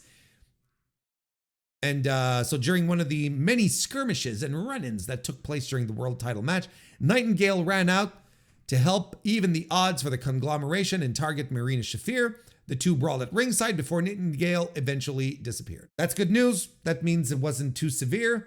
Of course, concussions they're a nasty little thing. They never really go away. You know, you get concussed once and then you're sort of fragile for that moving forward. So hopefully it doesn't rear its head again. It was just a minor thing, but we're glad to see Willow back. We're better with Willow being back in AEW. Gigi Dolan returns from injury at an NXT house show. Dolan made her in-ring return on Friday night's WWE NXT house show in Lakeland, Florida, in a match against Cora Jade, coming away with the victory. It was the first match for Dolan since March after she suffered a knee injury. At the time, the injury was reported to be a torn ACL. Go figure. So there you go. Good for her. Again, glad that she's healed up and she's ready to go. I mean, that's, injuries are part of the game. And I'm always happy when injured wrestlers are able to make their way back to work, get back on their feet, literally when they have ACL tears and stuff. So good news on that front. And that'll be it for contract updates, health updates for the Mr. Warren Hayes Show. AEW Full Gear 2024 is what we are going to be reviewing right now. Show that happened on November 23, 2024 from the Prudential Center in Newark, New Jersey. A good show. A very good show on top of that. Delivered on most levels. I think that we had more good things happening on the show than the opposite. Again, just continues to prove that you cannot bet against an AEW pay-per-view. Now, is this one of the greatest pay-per-views that AEW has put on of all time? No, but then AEW has put on some of the greatest pay-per-views of all time. So the bar is extremely high. So if I'm telling you, well, I don't know if this is I don't think this is one of their best, this is still a very good show, even though it is not one of their best. This is a really, really, really good professional wrestling show that had some tremendous action on it and some tremendous action, great surprises, super bold booking. It's almost as if they decided to look at all the things that Warren Hayes likes about pro wrestling, about a pro wrestling pay-per-view, and just slap them all together, and then they came up with this. It's as if it was made for me. And moving forward, I'm gonna consider that Full Gear 2024 was made for me, and I don't have a problem. I don't have a problem pushing that narrative. It actually, I like to think of myself as more important than I am. So why don't we just go with that? This was the Warren Hayes. This was the Warren Hayes pay-per-view. I think it's a good little way to go about it. So how about the business of AEW Full Gear? Oh, geez, I'm glad you asked. 10,094 tickets distributed, according to WrestleTix. I'm recording this on November 24th. So the last update we got from WrestleTix was from the day of Saturday, the 23rd. That's where we were at. But there was probably still room to grow, as people in the comments were pointing out, that certain sections that had been closed off were now open, so on and so forth. So the number is probably a little higher than that. Maybe inching close to 11,000. We'll have to see in the next couple of days. But how did this compare to the last time AEW came to the Prudential Center? Well, I'm glad you asked that as well. Last time the AEW came to the Prudential Center, it was earlier this year in January at the start of the year. 5,924 tickets had been distributed for that one. So one of the best gates for a TV taping this year, unquestionably, for AEW. So that's good, and some good attendance, some very good attendance for the pay-per-view this time around. Last year for Full Gear, which was in the Kia Forum, AEW distributed 12,904 tickets. So we're a little under that, but nonetheless, this is a good attendance for the show and for AEW in general. I mean, you can look. What can you say about running a show that is not like, 2/3 empty? It gives an entirely different vibe. Like, the audience for this show added so much, and they were, for the most part, very into it. But and it kind of felt like a wrestling show should feel, and it just puts even more emphasis on how dire some of the TV tapings feel in these big arenas, these big basketball arenas, and so on and so forth. These 15,000, 18,000 seat arenas, 20,000 seat arenas that are bringing in less than 3,000 people. The mood here was good. The vibe was good. It felt good. And the show itself profited from that. I think the show had a distinct advantage on that front as well. It was just tremendous. Like, I hate to be that guy, but this could be AEW every week. And it's crazy how TV struggles, the TV tapings struggle to get people into the buildings, are struggling to get 3,000 people seated in those buildings these days. Struggles to, make a true impact on the ratings, right? Ratings are what they are. They're fine. That's one thing that we don't necessarily talk about. I like to talk about other performance indicators. Ratings are what they are, but it's crazy when you look at this show, which is full of great pro wrestling, good to great pro wrestling. Oh, there's a couple of little, swimmies and, whatever, it's fine. We'll get to those. But overall, like, a show that delivered on the wrestling front. And then we're going to go back to TV and we're going to be doing other stuff, right? We're going to be trying to do other things. We're going to try to do stories and vignettes and all this stuff. And we're having trouble getting people. We have trouble convincing the ticket buying audience to buy tickets to the show, to the tapings, the TV tapings. Whereas the pay-per-views never seem to be much of an issue. And why is that? Well, like we say here, consumer confidence is clear that the pay-per-views always seem to be a safe bet. And somehow the TVs are sort of, people back away from the week to week TV. And why is that? Well, the only thing I can point my finger to and say, well, this is the reason why, is that you let your pro wrestlers go out there and have great pro wrestling matches and not let themselves get bogged down by, any other type of sports entertaining nonsense. Because tonight, there were multiple opportunities. When I say tonight, I mean last night, the show. There were multiple opportunities for finishes to involve screwy interference finishes, but they shied away from that. There were multiple occasions that outside interference would have absolutely been a thing, but they didn't do it. They let the wrestlers go. We had clean finishes on most matches. It's just wild like that. You let your wrestlers wrestle. You let your wrestlers do top wrestler things. And then suddenly, to get people invested in your show, that get excited for the show, and just want to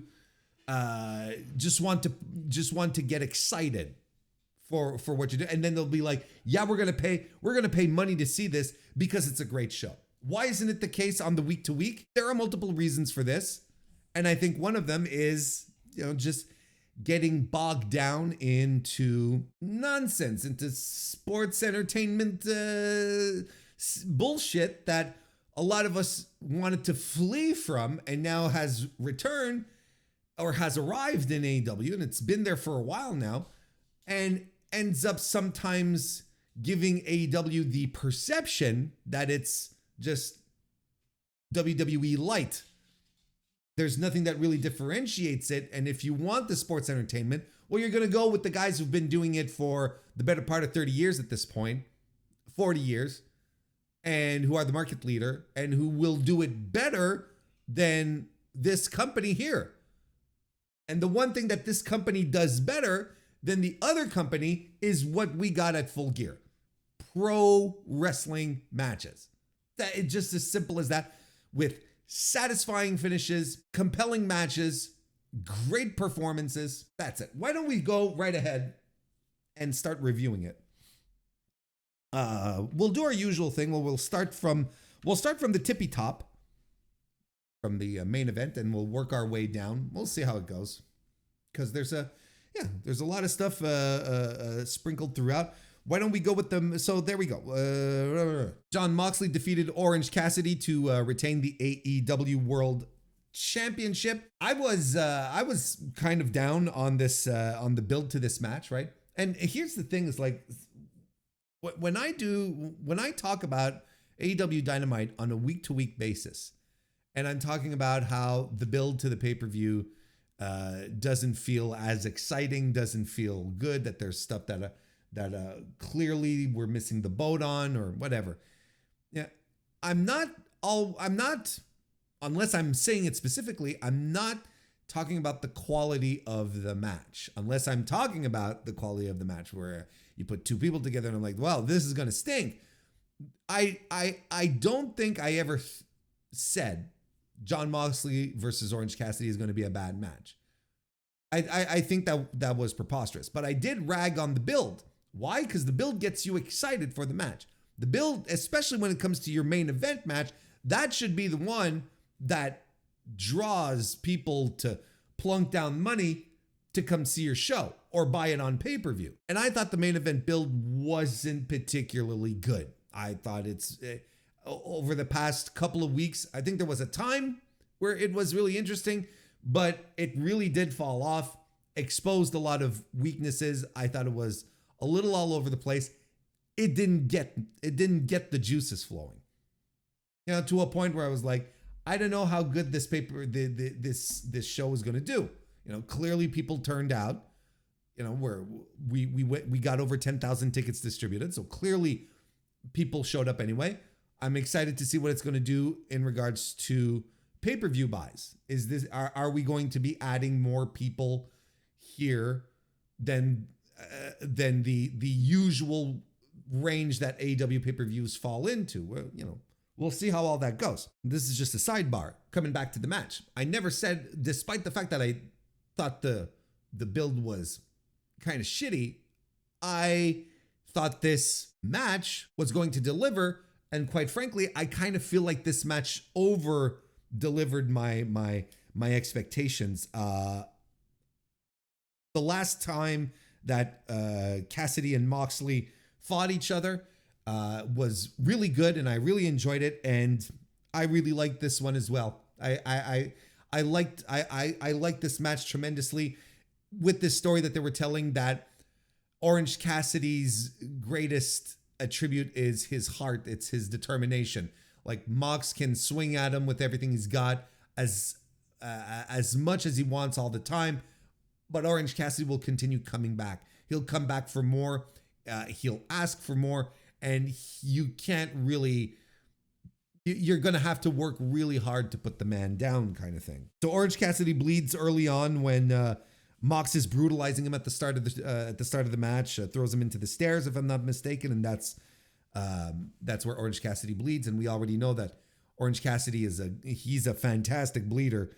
So we get the proper crimson mask, and with the blonde hair and everything, it was just just more tremendous visuals for this match, and the mat gets stained. And here's something cool as well.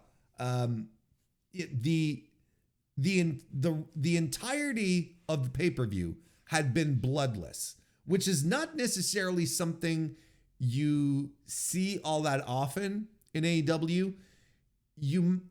There have been pay-per-views where there was 2, maybe 3 matches in it that had some blood involved, voluntarily, of course, and here we kept it for the main event. Here we made sure no one else ran the razor until the main event, and I think that helped. I think it was a good idea. There's probably some guys that lobbied to get some color in their match, and whoever put their foot down and said, nope, this is not happening, we're keeping it for the main event, was a good call. And the story here is just how brutal and vicious Mox is, and how much he's enjoying it too. Like there's this part of this incarnation of Mox that is tremendous, in which he takes an enormous amount of pleasure just beating up and hurting people, his opponents specifically. And this really did come through, where he never really seemed taken aback, except towards the final stretch of the match, where there were no moments when Orange Cassidy was like on his knees bleeding and gesturing to him, so bring it on, give me what you got, kind of thing. There wasn't any moment where Mox was sort of like looking around surprisingly, the hell am I supposed to do? No, he's like, okay, and he'd just wail on him, right? He'd just jab him, he'd kick him, he'd keep working at him throughout the entire match, and he just enjoyed it, right? And they go on the floor, and they're doing stuff on the floor. Mox is doing a lot of biting, and he's covering him, getting covered in Cassidy's blood in the meantime. And OC, like, he has to try and go for the eyes. He starts gouging the eyes. He's ready to play dirty too, and I appreciate that. That also setting up for the finish as well. But we also know that Orange Cassidy is not above taking a shortcut. In fact, most of Orange Cassidy's wins happen via shortcut. It happened just this week, or last week on Dynamite, which is how he won against Wheeler Yuta. I don't know if you'd call it a shortcut as opposed to like a surprise win. Maybe that's more what I'm talking about. But he does take shortcuts sometimes. Like, he's not above using some nefarious schemes to get to the win. Orange gets these. He gets these hope spots, and boy, do they just come crashing down. Moxley anti-airing Cassidy at some point, just straight out of the air. Just fantastic stuff. They have a strike battle at some point. Orange Cassidy does the shin kicks and does the orange punch, and does the Cazadora finish that he did on Wheeler Yuta with the cross-legged roll-up, but Mox gets out. He lands a beach break, and that's when Claudio and Pac arrive, and then the conglomeration will arrive as well to sort of even out the odds. And then we get the first, I think, real deal physicality, or at least counter physicality, on Marina Shafir when Willow Nightingale runs out and takes her down in a huge reaction from the crowd. That was expertly built, by the way. That was just really, really well built, where Marina had just been coming in, punking out everyone, guys, just being the silent, destructive killer. And the woman who comes in to sort of equalize this is Willow, because no one had gotten the upper hand on Marina Shafir so far. So Willow comes out to do it, and boy, that tremendous reaction, and a good place for Willow, who seems to be cleared from her concussion that she suffered couple of weeks ago at CMLL, so that's also good news. So throughout all this nonsense, Orange Cassidy has the briefcase in his hands and he cracks it. He cracks it, I should say, across Jon Moxley's head while the referee is distracted by all the nonsense happening. But as he settles in to try and get the cover, Wheeler Yuta runs in out of nowhere. He was not with the rest of the Death Riders, so for some reason he wasn't, but he comes in through the audience and Busaiku knees Orange Cassidy, which allows Mox to land a Death Rider and get the win. I mean, I enjoyed the match. I thought it was a good finish. I liked the finish. You know, things obviously got out of control, and Orange Cassidy here used a briefcase to get one up on Moxley, and things might have seemed dire here, and that's why Wheeler ran in. That's why we needed the outside interference to make sure that Moxley didn't get pinned here. I enjoyed it. I thought it was a good finish to a really good match, or a great match. I gave it 4 stars. I thought this was expertly done, really, really well done. A good beat down story, good bloody angle throughout. Like, no, I really liked it. I really, speaking of angles, afterwards they pour, liquid cleaner onto Orange Cassidy's wounds and in his mouth. And it's just like, because these guys are complete psychopaths. And this has then Hangman Adam Page coming out hobbling because he was in a war earlier. We'll get to that in due time. And he's got a chair, and you're not quite sure what he wants to do with it. We're not quite sure what he wants to do with it. And you've got Mox, pointing to his head and said, think about what you're about to do here, Hangman. They're 2 heels. So, Mox is like, okay, I got, think about what you're going to do here. And Hangman sort of, he sort of slinks off, sort of leaves all of this be. He maybe he was coming in for something that would have initiated a redemption run, but we're not quite there yet. Maybe, but not quite yet. He took out Wheeler Yuta, right, with the chair. Like, important to point out. He didn't just come in and walk out. He did, drive a chair into Wheeler Yuta, but he didn't attack Mox.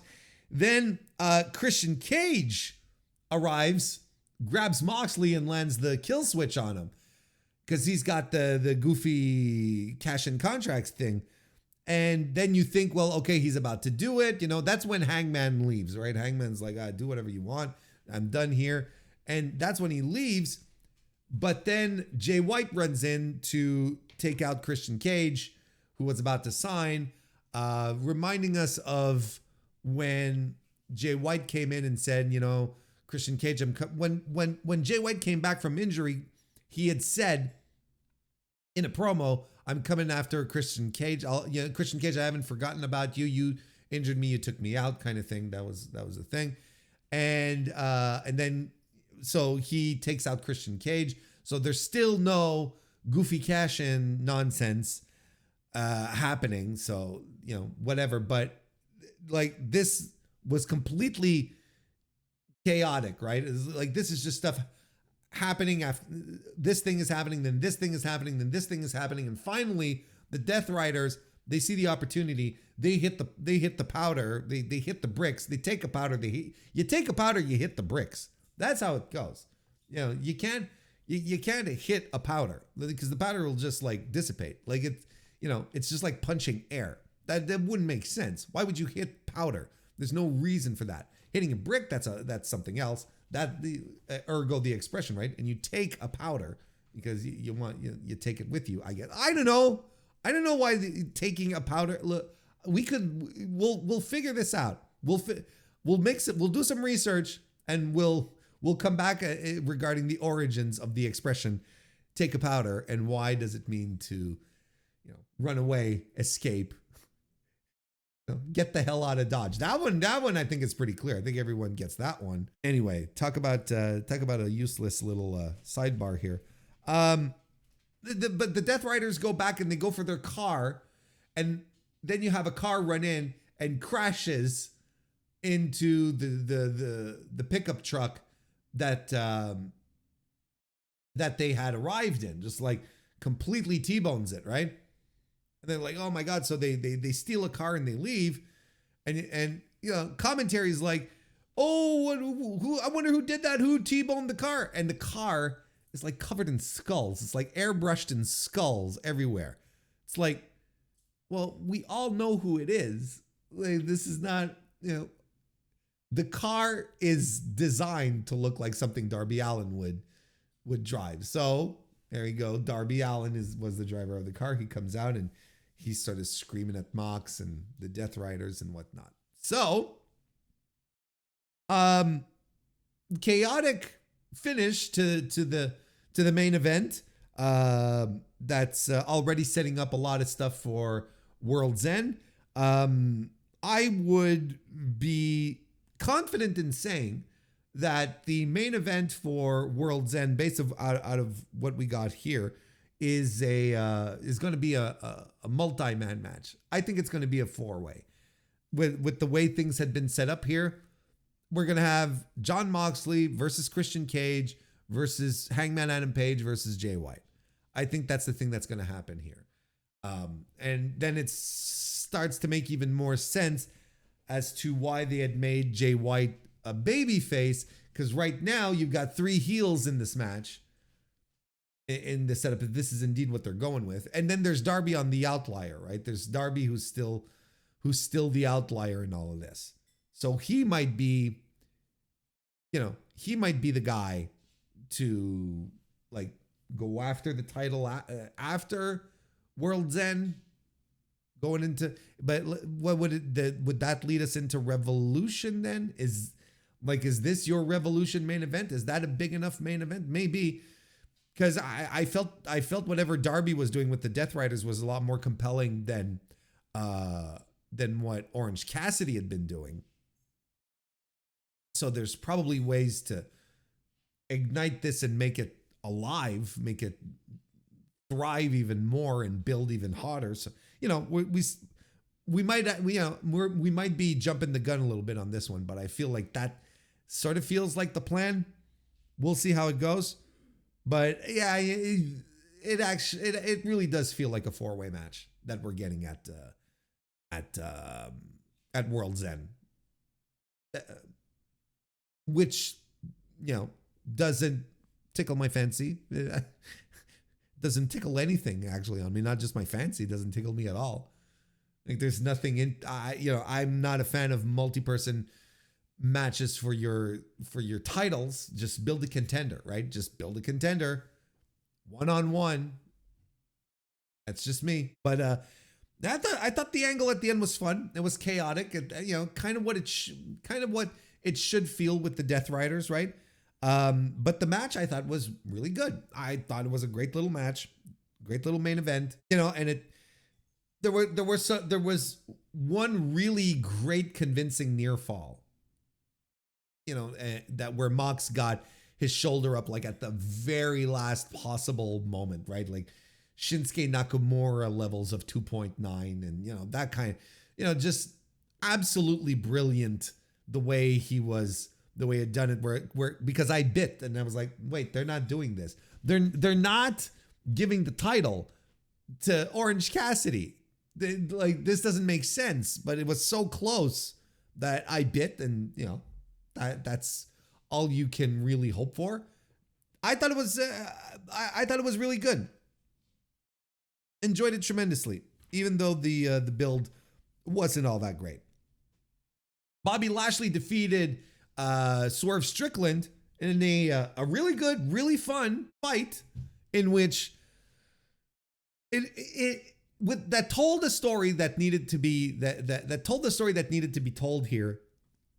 That Bobby Lashley is, as his nickname implies, almighty. He's just a huge dude, powerhouse that can overrun his competition, even top guys in this company, even former world champions don't stand a chance against this guy.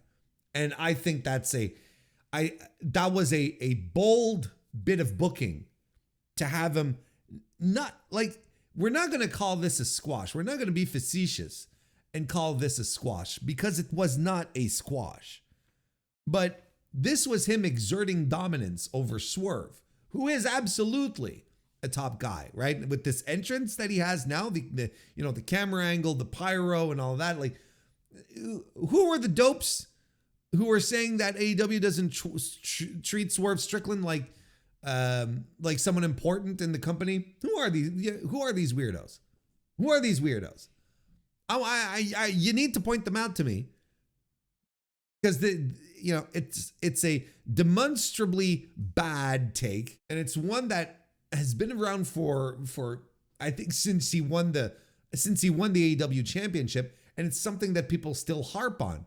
But I swear to God, these are people who don't watch the show, because you cannot be watching AEW Dynamite and think that Swerve has been relegated back down to, eating chips with Hook, right? On the mid card. Especially not in these types of circumstances. So anyway, the idea here, of course, was to establish Bobby Lashley as a legitimate threat in this company. What better way to do it than to have him fight a super recent former world champion, right? A very recent world champion, and just like demolish him, just like overpower him. Swerve wasn't necessarily ready here. And Lashley, throughout this match, all he did was exude confidence. That's all he did. Just doing stuff, beating him down, and just being very matter of fact about it, as if this was to be expected. What are we doing here? He even did the stalling one-arm suplex, which is great, and he just stays in control. And Swerve's hope spots are immediately quashed. Like, it's such basic pro wrestling booking, yet it is so effective because you have the perfect guys in these spots. This is why, this is again another example of sometimes why I get unnerved at the amount of storytelling that has to happen. And we're going to have a really good example of this a little later on. But this is, you have all these layers of storytelling and whatnot that oftentimes affect matches, or, that create weird builds and whatnot. Here, the story couldn't be simpler. And a dominant heel quashing the babyface's hope spots is the most basic way to do it. And you have, like I said, the perfect guys in this spot. So that's why it works. That's why you don't need convoluted storylines, because you're putting the right guys in the right spots, and it just connects. It just makes tons of sense. Everything comes together. Swerve has, it's not as if Swerve was, being, it's not as if Lashley was walking the dog with Swerve, though. Swerve has this DDT off the apron and does this great Swerve stomp off the stairs as Bobby Lashley is like props himself up like on the Spanish commentary table, and everything collapses. That was just a tremendous spot. That was just absolutely phenomenal. There's a belly to belly on the floor as well by Lashley. We go through a barricade, take a shot, and then back in the ring, the spear by Lashley and the full Nelson, and Swerve Strickland is out. And I think the ref calls the match. Yeah, either the referee threw the match, or Swerve passed out, or I don't think he tapped. I think that's not the story we're trying to tell here. But man, that was just phenomenal stuff. That truly was phenomenal stuff. I gave this match 3 3/4 stars, and it did exactly what needed to happen. And of course, this feud will continue. And I don't know how anyone thought that it was going to end here. It's tremendous. And look, it's going to continue, because after the match, the Hurt Syndicate went after Prince Nana, and he was locked into the full Nelson as well. So he died. Rip Prince Nana.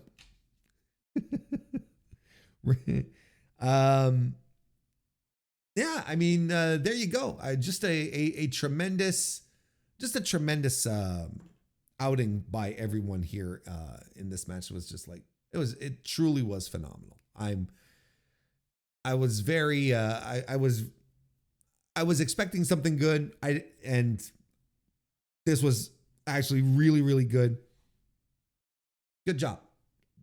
The right guy went over. The right story that needed to be told was told. And if anyone is worried, I don't know who is, but in case anyone was worried, Swerve is fine. Swerve is fine. You don't have to worry about Swerve.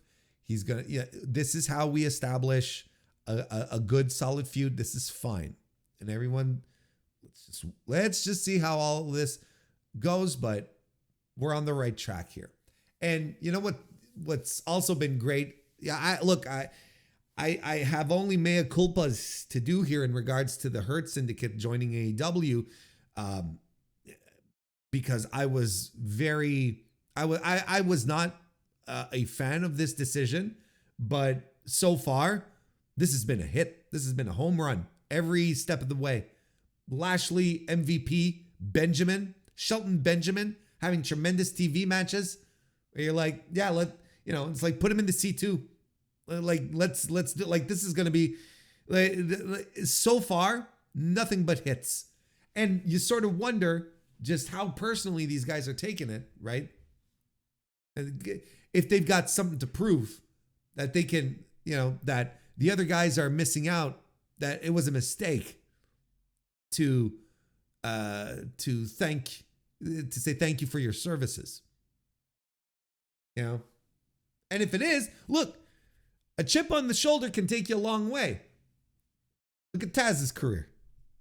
As we keep moving down from the top, Kensuke Takeshita defeated Ricochet to retain the AEW International match. I don't have many thoughts about this match. So I gave it 3.5 stars. Okay. I thought it was good and well worked. And I think but ultimately I feel like this match here was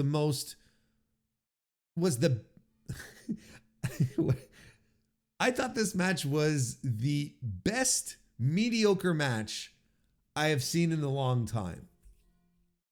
Where you have two extremely talented dudes getting into the ring and working hard and doing some great stuff. Like, we're not slapping on headlocks every 2 minutes. We're actually doing stuff. We're pulling moves. We're dropping each other on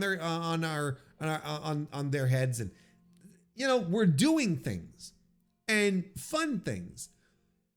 And yet everything just seems to be going through paces. It's like I'm seeing the routine. It's like I'm watching the warm-up to the match, but not the match. There was no gears that were changed here.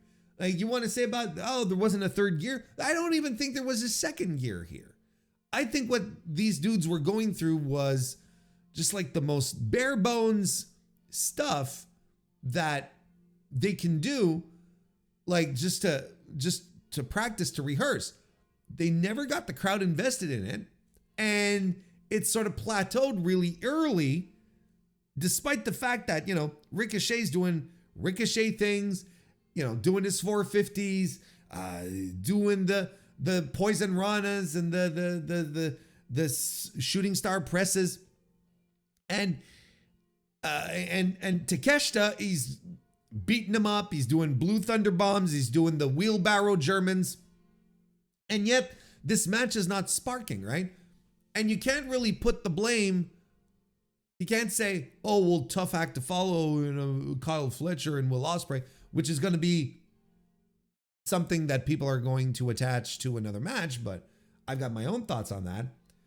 You can't even blame that. It's 2 matches removed. A segment and 2 matches removed. And this was a match that people were like, yeah, let's fucking go. A match where people were upset when it was announced on social media and not on Dynamite. It's like, this is a great match. And when it was announced, I was like, hell yeah, there you go. I saw people say, okay, I'm buying the pay-per-view now. This is a match I want to watch. And they were unquestionably disappointed. It went 19 minutes, 12 seconds, according to Cage Match. Did it need to go that long? Probably not. I think you shave off some. I think you shave off some time from the top, and you get a more concise, better, punchier match. Takeshita wins with the Avalanche Falcon Arrow, which seems to be.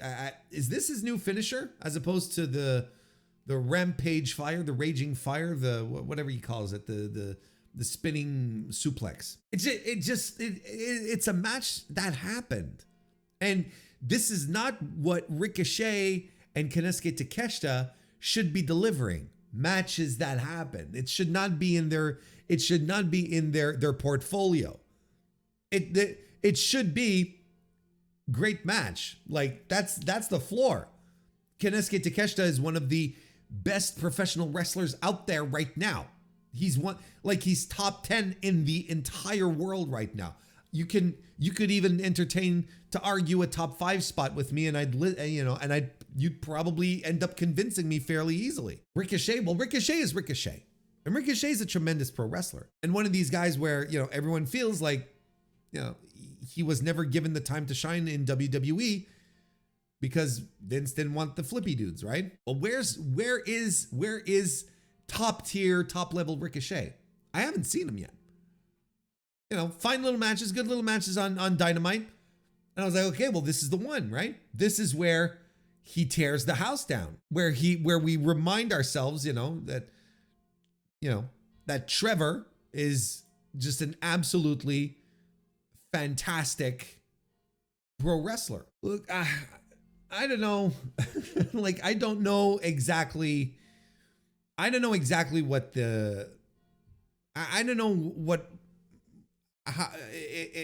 know if I'm ready to completely jump off the Ricochet train, but I'm not getting any reasons to really stay on it as well, right? And if there's one guy you think a guy like Ricochet would be able to have a top tier match, like one that has people buzzing the next day, it's Konosuke Takeshita. Like, why isn't this match why isn't this match buzzing in my head like Will Ospreay and Kyle Fletcher is? Like, it doesn't make it feels like a match. It's a matchup that is absolutely in line with that level of match. Like I said, like it's a 3.5 because I think technically speaking, everything was fine. Everything looked good. Everything was well executed, but they never got me. They never sucked me in. They never got me to believe. And I don't think the crowd in there, the crowd there was into it as well. And I feel like they were ready for it. Like, I feel, it's one of these matches where it's like, look, the floor is very high. Yeah, let's just move on. Daniel Garcia defeated Jack Perry to become the new TNT champion in a match that I considered to be the worst match of the show. And I don't even know when. I should have checked before doing the review stuff. I don't even know when was the last time I scored a match on an AEW pay-per-view under 3 stars. But this one was it. I thought this match was, if Konosuke Takeshita and Ricochet delivered a mediocre 3.5 star match because, technically what they were doing was still impressive and good, Garcia and Perry was a mediocre match, period, that didn't get anyone going at all. And this is, look, I think there's multiple reasons to this. I think the build was dog shit to this match to begin with. So I don't think anyone is truly invested in it. Like this sudden raging dislike that Jack Perry and Daniel Garcia had for each other was, I never quite got it. I think Jack Perry's shelf life is done for this, for the scapegoat. Like I really thought that this would be able to carry him for a while, and I was very much a defender of Jack Perry when a lot of people were not. I was like, no, I'd say I don't think his stuff is as bad as people let on. I don't think he's. I think the heel turn was really interesting. I think the heel turn made him given a different direction. I feel like he leaned into it well, but he's just not delivering in ring. It's not making his matches more compelling. It's allowing him to do goofy vignettes where he's getting waterboarded. Well, that's not what waterboarding is, but where he's seemingly about to get tortured in a dang garage somewhere. He gets to drive a bus. He gets to do vignettes late at night, and some, brooding. I heard someone compare him to he's like cosplaying Raven. And I like even down to the, he's even doing the T pose.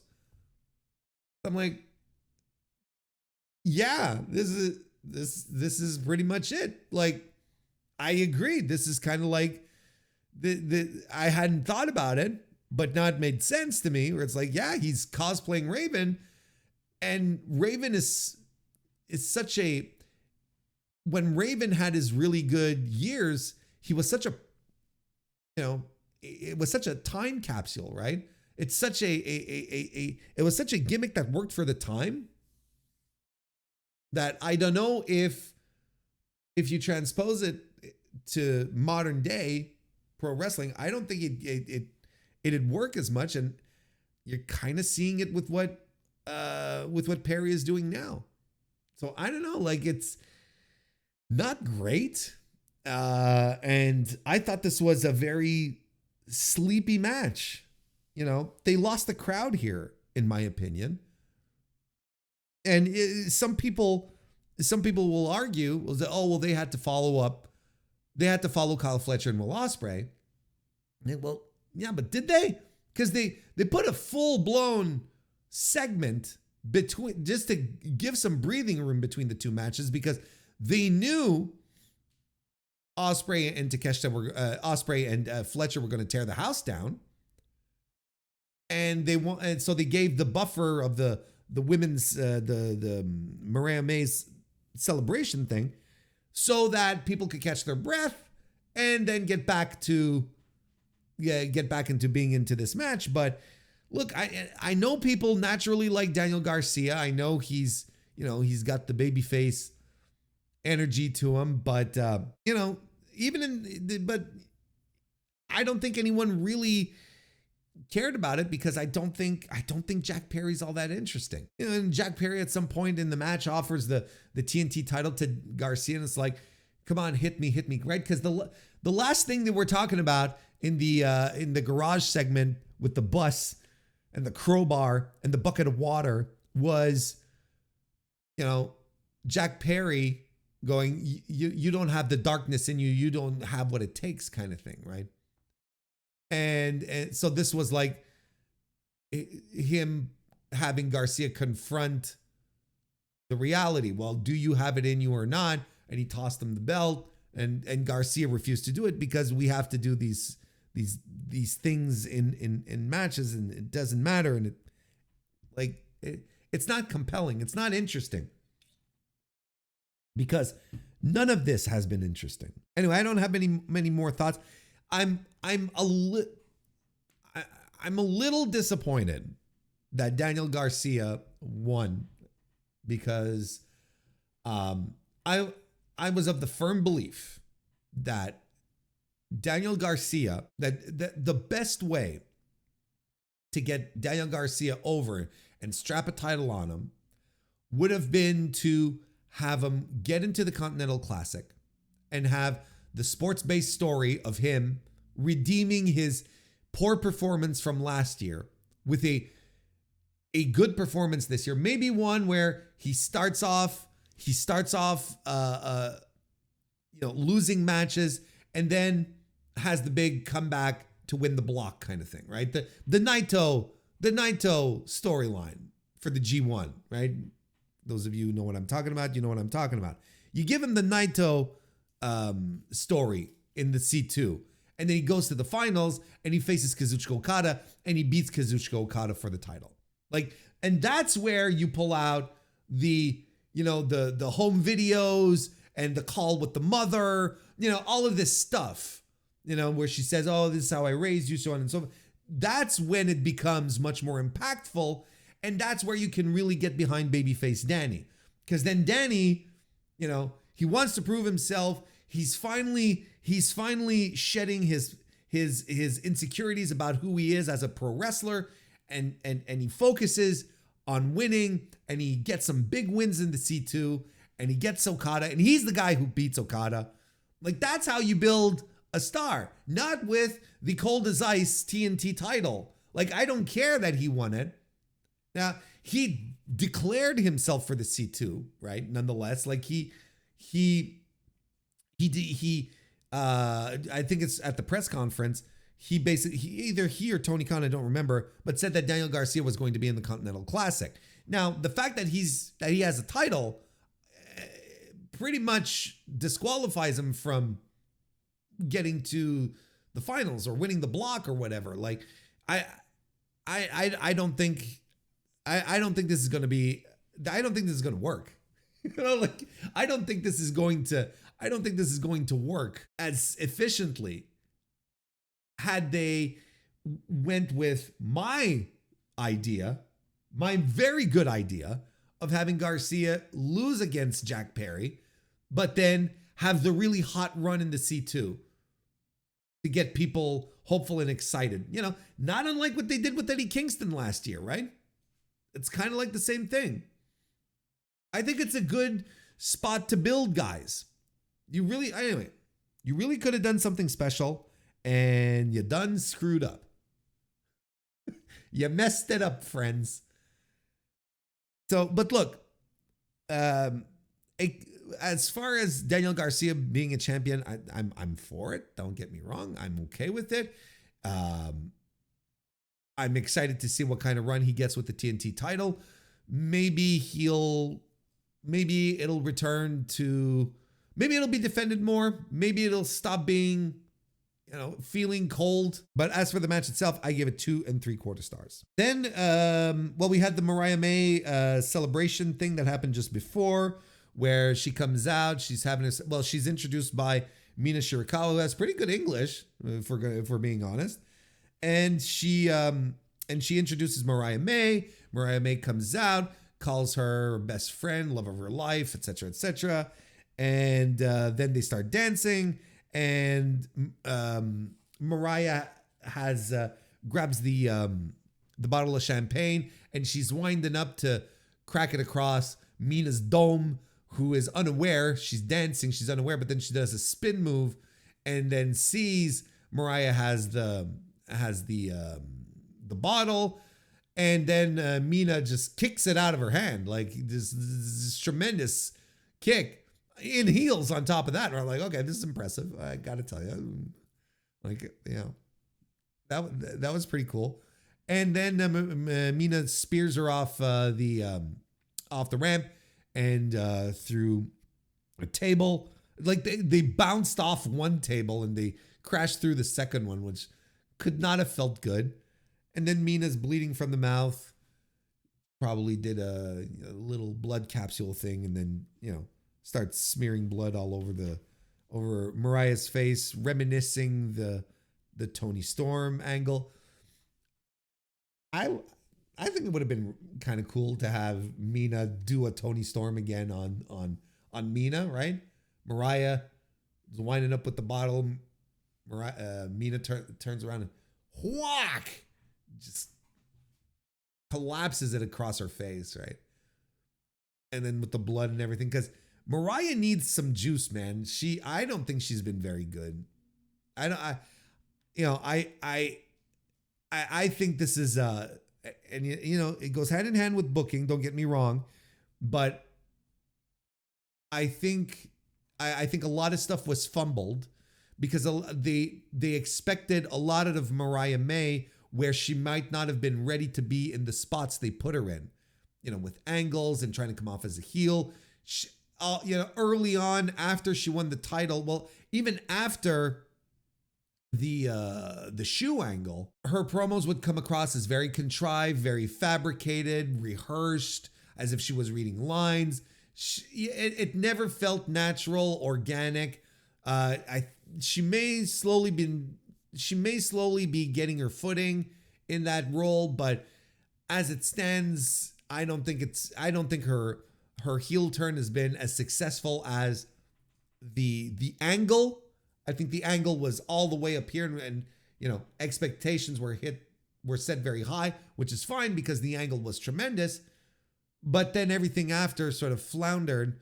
It's not on the same level as the dichotomy between the two is tremendous. The space between the two is huge. So I'm not sure. Look, we'll see how it goes. She and Mina obviously have chemistry. They were legitimate friends in Stardom. So, this will build to World's End and we'll see what we can get out of it. But so far, I don't think Mariah May's run as champion in AEW has been remarkable. I don't even think it's been good. So we'll see how this goes. Kyle Fletcher defeated Will Ospreay in an absolutely brilliant piece of business. A tremendous match. It gets physical real early and it just never lets up. And Kyle Fletcher has a great heat segment where he's going after the neck. He's going after Ospreay's neck, tearing at the tape, and reinforcing, the Tiger Driver 91 injury and all that, and he's doing stuff to his neck. He's working on it. He's Michinoku drivering him and so on and so forth. And, to the point where Will tries to do handspring stuff and he just collapses. And he collapses so good. Will is so good at this. He just collapses, right? But, of course, he fights back, does a sky twister, phenomenal forearm. They trade some big strikes. Liger bomb by Fletcher. Will Ospreay tombstones him on the floor. I think they tried to do a little something over the, with the springboard or whatever on the apron. Didn't quite work out, but no one got dropped on their heads. No one got seriously injured. And then there's this sequence of countering. They're just countering out of each other's stuff, and then they start pelting each other. It's just tremendous. Styles clash, hidden blade. Fletcher tombstones Will Ospreay off the apron onto the stairs in a legitimately dangerous move. But they all they pulled it off wonderfully because these guys are beasts and they're pros. Fearless beasts, fearless professional beasts. That's what these guys are. And back in the ring, Fletcher lands this wild pile driver type move on Will Ospreay, and Ospreay is smoked at this point. He's got nothing, and he's trying to strike at Fletcher, and he's standing, but he's leaning onto Fletcher. He's got nothing. He's trying to pull out some strikes, but Fletcher's just brushing them off, and he just proceeds to dismantle Will Ospreay. It's literally the meme. Oh my God, he's already dead, right? Stop it, he's already dead. But Fletcher has to punctuate this. He has to put an exclamation mark on this. His thing was, I need to get out of your shadow. And he's just dismantling him. And if all of this stuff wasn't bad enough, the pile drivers and whatnot, if that wasn't all bad enough, he does the generico brainbuster. He does the haluva kick and the generico brainbuster in the corner, to win the match. Another fucking dangerous move. An absolutely phenomenal match with a great story, with incredible athleticism that had you on the edge of your seats, that had the crowd up on their feet. Just loving every moment of this. 5 stars. This is a 5-star match. This is a match of the year contender without a shadow of a doubt. This is going to be on people's lists. This is absolutely tremendous stuff. Kyle Fletcher's most important match of his career, and he just nails it. Sure, he's with Will Ospreay, who is the greatest wrestler on earth right now, who, could drag me to a 3.5-star match. And by the way, they're real life buddies, they're pals, they're chums. So of course, you have Will Ospreay doing everything to make this work so that Kyle looks good, but Ospreay can only go so far. Fletcher has to bring it as well, and Jesus Christ, did he ever bring it? And he wrestled like a big guy. He wrestled like a big dude, like a big heavyweight, not just like a guy, doing flippy stuff and super acrobatic things. No, he came into this acting and wrestling like a top guy. I appreciated this so much. And this was his moment, and he grabbed it by the throat and he made it his. And what more do you want? Tony is focused on making this guy a star. Well, this was the best step possible. And Fletcher, not being a complete moron, understood the implications of this match and what it meant, and he just completely went for it. He made the moment his own. I love this match. Tremendous stuff. There's not more you can add about Will Ospreay in wrestling commentary at this point that hasn't already been said, other than, by God, he's great every time. He's great every single time. But Fletcher, just tremendous. Just tremendous. After the match, Mark Davis comes out to sort of carry Will Ospreay off. And again, Fletcher and Mark Davis don't get to blows, or at least Fletcher doesn't go after Mark Davis, right? Outside of the slap, didn't he slap Mark Davis in the multi-man match on last week's Dynamite? I think he slapped him, but other than that, he hasn't been outly physical with Mark Davis. Mark Davis got to Fletcher and ground and pounded him after the slap, but they haven't been fighting. Up until now, it feels more just like brothers being mad at each other and having to, just take it out on each other because they're brothers, right? That's how it feels so far, as opposed to, pulling out nasty wrestling moves and pinning them or whatever, doing tiger drivers or pile drivers, that kind of stuff. Absolutely phenomenal match. Match of the night without any question. This is it's undeniable. A true to form match of the year contender. Just great stuff. Just a fantastic bit of business, a brilliant piece of business. I loved it. I loved the match. Another match I really liked was Jay White defeating Hangman Adam Page again. The match itself is phenomenal. It's a brilliant, when people talk about, oh, but it's a psychology, and psychology is usually this bag in which you can stuff, things happening in matches that aren't really good. You can just say, well, it's psychology. You see the psychology of things. This is a psychology match. This was a psychology match. This is a match that if you've been paying attention to this feud over the past couple of weeks, you absolutely understand what was going on here, what was happening. Both guys come in, they both have vulnerabilities, and they're both we're going to use the vulnerabilities against the other guy. That was both guys' game plans, and that's what they stuck to through the entire match.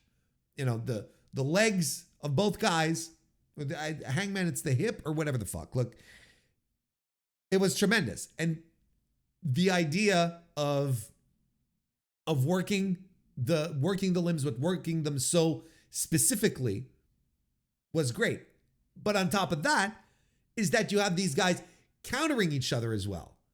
So not only do both guys want to focus on the other guy's limb, but they also know that the other guy is going to try and focus on the other guy's limb. So they're doing everything they can to avoid having their limb worked, and it's tremendous. This is the quintessential Jay White match. This is the kind of match that Jay White thrives in, where he counters out of stuff and he just lays little breadcrumbs throughout matches where it's just like, I'm gonna come back to this, or I see what you're doing here, or I'm gonna bait you into this. You can see like his mind working, right? Whereas a guy like Hangman Adam Page will always feel like more reactive, but nonetheless still effective, because they're both doing it to each other. But Jay White in this type of match excels, and we've seen it multiple times when in New Japan, and particularly in his matches with Okada, where it turns out that the Blade Runner is the perfect counter to the Rainmaker. That was something that no one had ever pondered until Jay White figured it out. And then every time Okada fights Jay White for the title, you're like, well, is the Rainmaker going to work here? Because Jay just might slip into a Blade Runner and then knock Okada out and win the match. And they're doing it. And Jay White, and not Jay White, but Hangman is also avoiding, getting into trouble. He's also avoiding countering out of moves, and working the legs. But of course, Hangman's big offense is big moves. So he does a couple of dead eyes, right? And Jay White is kicking out of them. And they are in and out of finishers. At this final stretch is just absolutely remarkable, where they're in and out of finishers. They're countering out of each other's big moves. And then Jay White just out of nowhere lands the Blade Runner, gets the win again. It's just a remarkable piece of business. I love this match so much. It was so good. And again, and on top of this all, bold piece of booking. Another, a big, bold piece of booking on this show. I would argue, just to backtrack a little bit, that Kyle Fletcher defeating Will Ospreay on this first try is a bold piece of booking. The follow-up has to be super important when it comes to Kyle, because you would have thought that, I think we had all pretty much imagined Kyle Fletcher getting the win by using the screwdriver or having Don Callis, do Don Callis things, whatever, like something to justify Will getting a rematch, going, you little punk, you weren't able to take me out on your own. You had to do the nonsense. Now, come back. Now we're going to run this again on my terms, kind of thing, right? I thought that was bold. So we're going to have to see how that transpires for Fletcher and Ospreay. Here, they're out, the booking here is outright saying Jay White just has Adam Page's number. It's just as simple as that. He knows how to beat him. Page tried again, just can't get it done. He just can't get it done. Couldn't get it done in New Japan, can't get it done in AEW.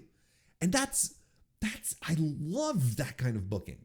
And it's something you really, you scarcely see anymore, where it's just, people trading wins, and then you get the rubber match, and then they might go back at it later down the line. And, but to have one guy hold a winning streak on another guy, you don't see that anymore. Everyone has to trade wins. So when we were going into the match, of course, the Hangman fans are, tripping over themselves, saying he has to win. He's going to win. Of course, he's going to win. And I'm like, man, wouldn't it be great? Wouldn't it be kind of fun if we continued this? And I think, if I remember correctly in my preview, I conceded to Hangman. I was like, I think Jay White should win, right? Or did I? I don't remember what I said in my preview in that regard. But I'm pretty sure I brought that little nugget up. And at the very least, I said, well, Hangman's going to win but Jay should continue like that. That's actually the most interesting outcome. And we went with the most interesting outcome. We went with Jay White just completely owning the Hangman.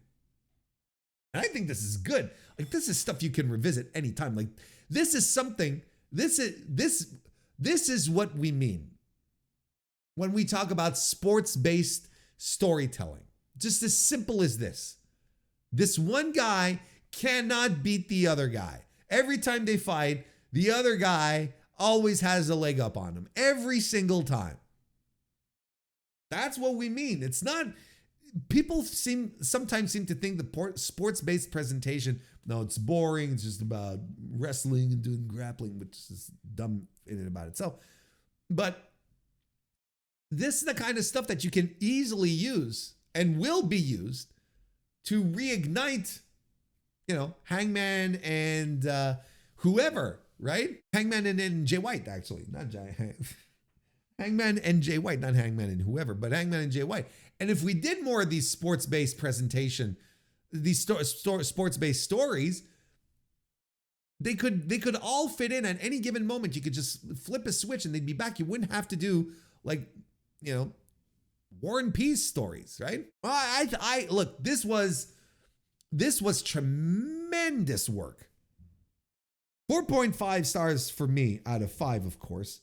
I thought it was absolutely remarkable. We were in a really good stretch of great matches. Oh, and by the way, Hangman and Page attacked after the match, right? Oh, and I have one more note here that, Hangman had a counter for the Wrestle Dream finish, right? But didn't have another counter. He didn't have the second counter ready. It's so good. It's so good. When wrestling is good, fucking good. Like I was saying, we were in a really good strip of matches here. We had Jay White, Kyle Fletcher, but I feel like the moment the pay-per-view started to kick off, the moment where you're like, oh, okay, now we're getting into a groove. Now it's starting to sizzle. It was with Mercedes Moné retaining the TBS title against Chris Statlander. This was a great match. This was so much fun. An opponent that Mercedes could do Mercedes things with. Like, this is exactly what it was. And it starts off a little rough. We're not gonna sugarcoat it, but this starts off a little rough. It's a little sloppy. Statlander tries to do the stalling suplex, but it doesn't work out. She transitions into something else, and it's fine, but we often say here, we love ourselves some Mercedes Moné, but she will never be known as, a crisp professional wrestler. She's sloppy, but delightfully sloppy, and in her style, it works. Like, she's not a pinpoint precise pro wrestler. What she does always has that degree of it, but she most of the time makes it work. And here, like, Statlander's being a little sloppy as well at first, and I'm like, oh, okay. Then Mercedes does a run off the apron when she works Statlander on the floor, tries to get her counted out, and I'm like, okay. We're starting a little simmer here. Now we're starting a little simmer here. Then we start throwing Meteoras. Statlander counters one of the Meteoras into a buckle bomb, which was great. Pummels her and does a chaos theory. I'm like, oh boy. Now we're cooking. Now we got something. And a couple of real close near falls happen as well. Meteora by Mercedes Moné finally lands, and a backbreaker and a lariat by Statlander, who lands the Saturday Night Fever, but Moné kicks out. Moné does the Three Amigos and actually gets them done. When's the last time we've seen someone actually pull off the Three Amigos? Right? It had been a while. Like, it seems to me like every time someone does the Eddie Guerrero tribute and does the thing and then picks up the person to do the Three Amigos, the last one always gets countered. Mercedes did all three here, and then that was good. And then, you know, Statlander catches Monet on her shoulders when she was flying off the top rope, I believe, and dumps her, gets another near fall. She does the 450 splash. She wipes out on it though. Mercedes then just like starts going straight for the knee, starts wailing on it, does a 450, no, not a 450, a frog splash on the knees as well. And we have some more great near falls. We had this, I burst out laughing at how great this move looked. She with the electric chair gourd buster, I guess. She just, Statlander just has Monet on her shoulders and just like, flops her over like whomp, just flat on her face. And I burst out laughing at how great it was. Like nothing fancy about it, just a great, awesome power move. And then she sets her up, does a flips her into a pile driver, which was really, really impressive. Monet, and she kicks out of Monet's shitty finisher, the money maker, right? Which is a shitty finisher. And then Mercedes has to win by doing a roll up thing, and where she chokes her, she throat shots her onto the ropes, and that allows her to roll her up for the win. Just a tremendous match. Like this was really, really good. What was all the more important here, I think the most important thing that had to come out of this match was that Mercedes Monet had to have a great match. Because I think she's had a lot of really, really good matches in AEW, but she hadn't had a great match yet. And she got it. Like she nailed it with this one. This was the great match with a capable opponent, someone who is super talented as well, and someone that Mercedes can really work well off of. Like it turns out she's a great base for someone like Monet. Statlander is. She's a great base. She's fantastic. And they both shined in this. They both worked their asses off, and the match was tremendous. Great action, great story. I loved it. I thought it was fantastic. I gave this 4.25 stars.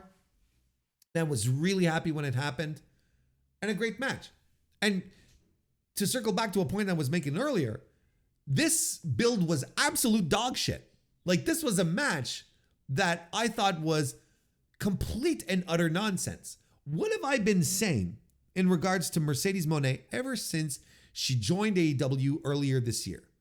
There's one thing that when they started doing vignettes and all sorts of bullshit, because they didn't have a wrestle until, what was it, Double or Nothing, I think. And she had been there since March. She was doing jack shit.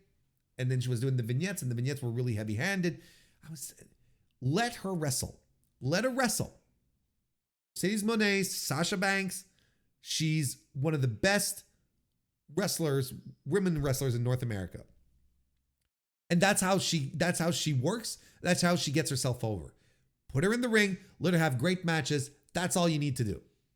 That's what you need to do. And lo and behold, despite the absolute dog shit build that this match was, the end result is a great match. I don't know what else you want from me. I don't know what else, what you need. I don't know what more you need to convince you that this is all you need to do, really. I know Jennifer Pepperman and whoever else works on the segments need to justify their jobs, right? They need to do the creative stuff. But when it all boils down to it, this is what we need. And I think this match could have been hotter. This is the thing, that the match could have felt bigger and hotter had the build not been utter trash. Because it was terrible. Between the going through drywall and this, the car thing and the bickering with Camille and that here, I was fully expecting. This was a match here that I was fully expecting interference in, right? Not unlike the like in Kyle Fletcher versus Will Ospreay.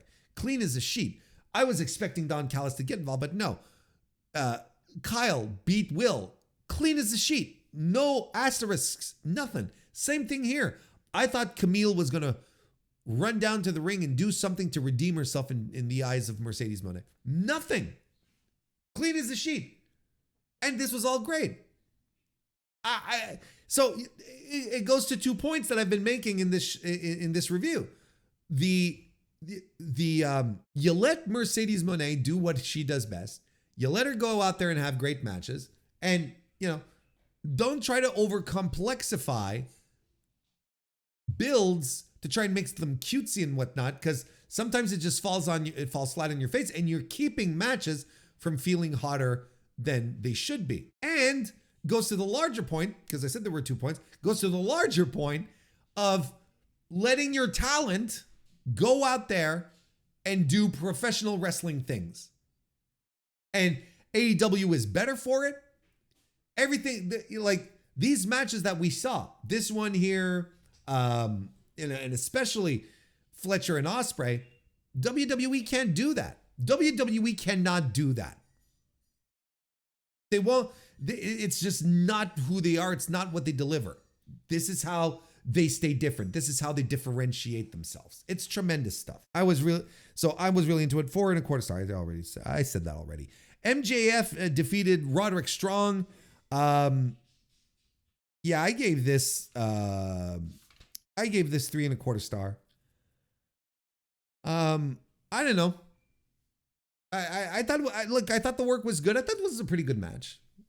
I thought it was a pretty good match. I enjoyed it. It was, nothing that blew me away, but it was quite solid, very solid. I don't have many thoughts in this match here, but like the crowd early on was into it. They were chanting for MJF. They were chanting for Roddy.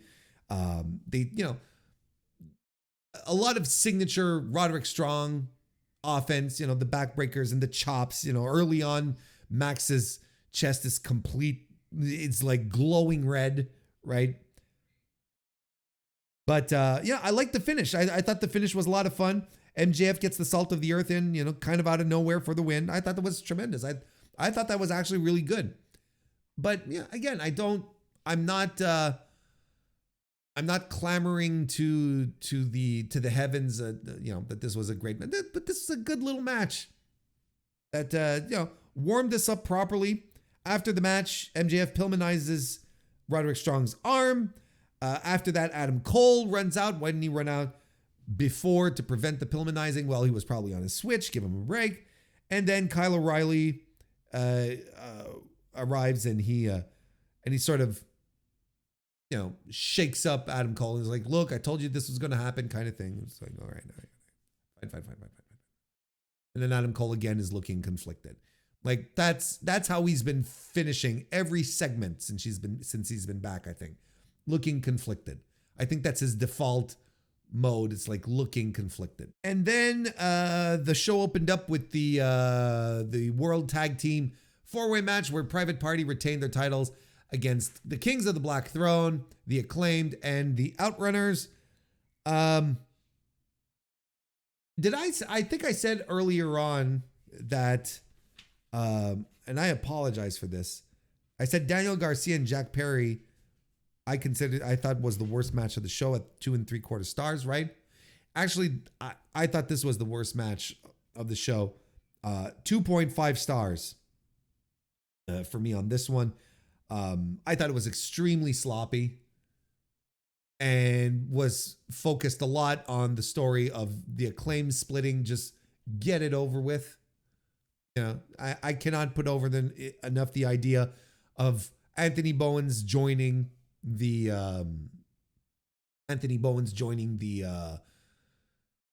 Hurt Business. I think that would be tremendous for him. I wasn't really into this, and look. Out of these 4 teams, right? You have the Kings of the Black Throne, who are absolutely like the coolest team here. And the match really did reach its highs when Brody was throwing dudes around and Malachi was doing Malachi thing. Like that was significant. But who was the second coolest team here? It's the Outrunners, who are supposed to be geeks. They're supposed to be like, you know, the comedy act. But they're the second coolest team in this match, right? And Private Party's entrance was so incredibly try-hard. We're back to the try-hard stuff. I thought they had stopped using the shots theme and the entrance with the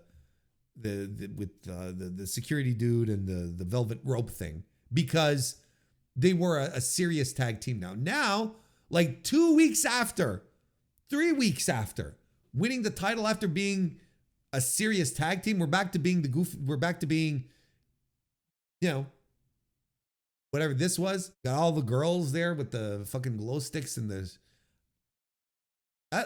Honestly, looked low rent. Looked very cheap. Looked very low rent. I don't know who okayed this. Anyway, I thought this was rather sloppy. And then of course, because I don't have many notes on the match aside from this. Like, there's this nonsense, right, where, and I think this is going to be a sticking point for everyone. There's this nonsense where Bowens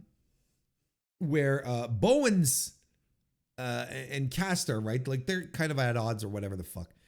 And at some point, Caster tells Bowens, "Pin me." So he lies on his back because it's a four-way, right? It's a four-way match. But I was like, and commentary. I'm trying to say too many things at once. So Caster lies on his back and he tells Bowen, "Pin me, pin me. Let's get this over with." And Bowens sort of shrugs, and as he's shrugging, I'm thinking, and commentary is saying my thoughts out loud. Well, you can't pin your partner. That doesn't make sense. But he pins him, and Rick Knox counts the pinfall, and someone comes in and breaks it up. And I'm like, what the fuck are we doing? Like, I understand that Rick Knox is a bad referee. And I was talking about it yesterday. I was like, no, it's kayfabe. Well, maybe it's not all that kayfabe. He's a bad referee. He's a bad ref. Like, this was bad. You don't do this. Like, this is dumb. And then what makes it even dumber is that later on, Knox becomes a stickler for the legal man, right? When he doesn't want to count a pin because it's Caster who's the legal man and not Bowen, so he's not counting the pin. Oh my God, this is all such fucking nonsense. It's such a bad match. All sorts of shit that just annoyed me. Thank God the Kings of the Black Throne were in this, but they disappeared pretty quickly. This was all like junior level stuff. And I just split the Acclaim. I'm really hoping. Here's the one thing that I'm slightly not excited about in regards to the Acclaimed. Is that now I feel like they're leaning so hard into the idea that they're going to be splitting that it might end up being a swerve and they don't split up at all. And that, my friends, will annoy me to the umpteenth degree. What about the 0 hour? What about the 0 hour? I'm glad you asked about the 0 hour. Anna Jay defeated Deonna Purrazzo. I don't have many thoughts about these matches, by the way. Anna Jay defeated Deonna Purrazzo. That was fine. That was fine. Clearly, they're giving a little pushy push to Anna Jay, which is all right. Buddy Matthews defeated Dante Martin, Commander, and the Beast Mortos. And when they were bringing these dudes out, was this announced? I don't even think this was announced, right? And they were like, they started the match like Dante Martin. Oh, okay, so they'll probably have Commander in here. It's like Commander comes out next. Oh, that's pretty good. Beast Mortos. I'm like, holy shit, okay. And Buddy Matthews. I'm like, oh hell yeah. Oh, now you have my attention. And this was fun. This was a fun pre-show match. Buddy Matthews somehow was super over with the crowd. People were chanting his name, so he went and did his singles thing, and it was a lot of fun. It was a good match. I enjoyed it. It was fun. And then the Costco guy, Big Boom AJ, defeated QT Marshall. We even had Paul White here coming out with the Rizzler, because you want the tallest guy possible with the tiniest little guy possible to be together. Um, you know what? It was a good match. And anyone who says that this was not a good match is absolutely bad faith. I look, here's the thing, is that this guy, Big Boom AJ, former pro wrestler, maybe hasn't done it in a while, but he nailed everything perfectly. Like, this guy can go. And like I said on the preview, putting him in there with QT Marshall to just guide through things, make things happen. You couldn't have had a better opponent for all of this to work and connect and just come together. This was really good. It was really good. It was a lot of fun, smartly put together. He even had Big Justice, the kid.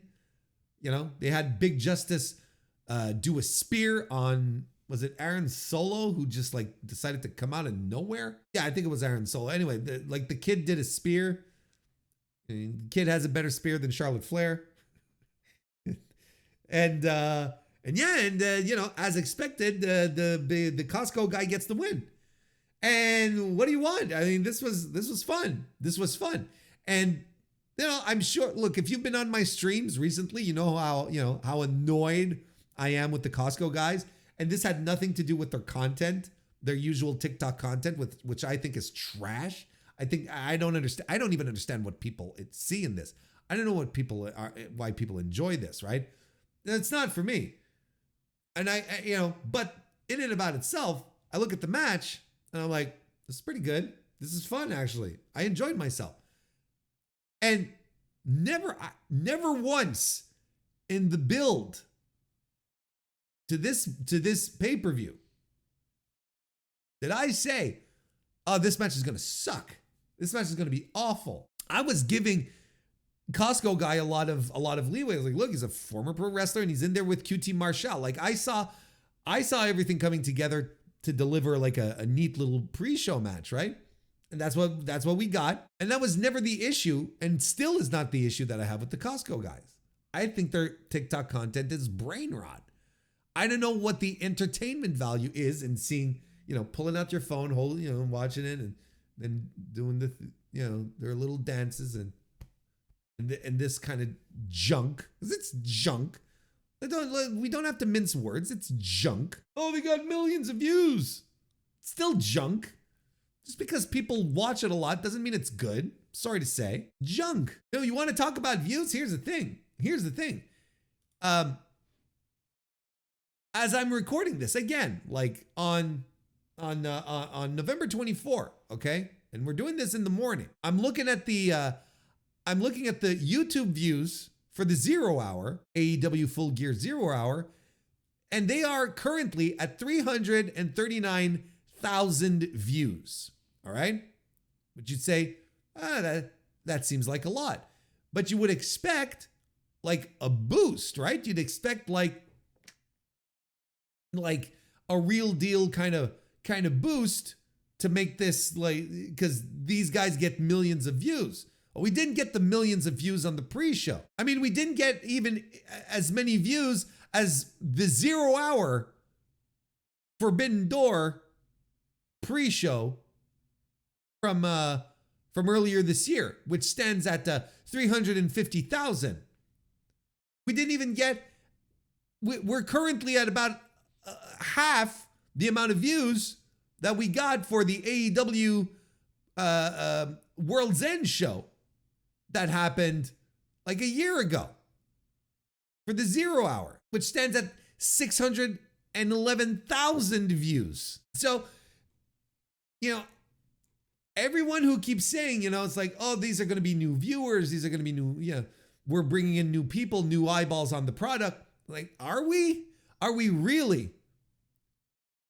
Because I'm not seeing the big boost here. I mean, it's higher than recent 0 hours. Look, I mean, the Wrestle Dream 0 hour, 236,000 views. Sure, okay.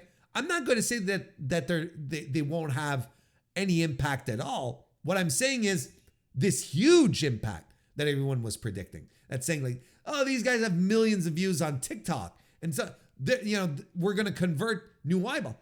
I haven't seen it. Now, if we get hundreds of thousands of new pay-per-view buys, then I'm going to be like, oh, there's the Costco guy effect. I'm excited to see if we're going to be talking about the Costco guy effect. Because right now, I ain't seeing the Costco guy effect. And I legitimately don't, and I talked about this on the streams, which you should come and check out at some point when you can on the YouTube channel at MrWarrenHayes. We'd love to have you. But we talked about this on stream. I don't see how people consuming consuming TikTok are suddenly going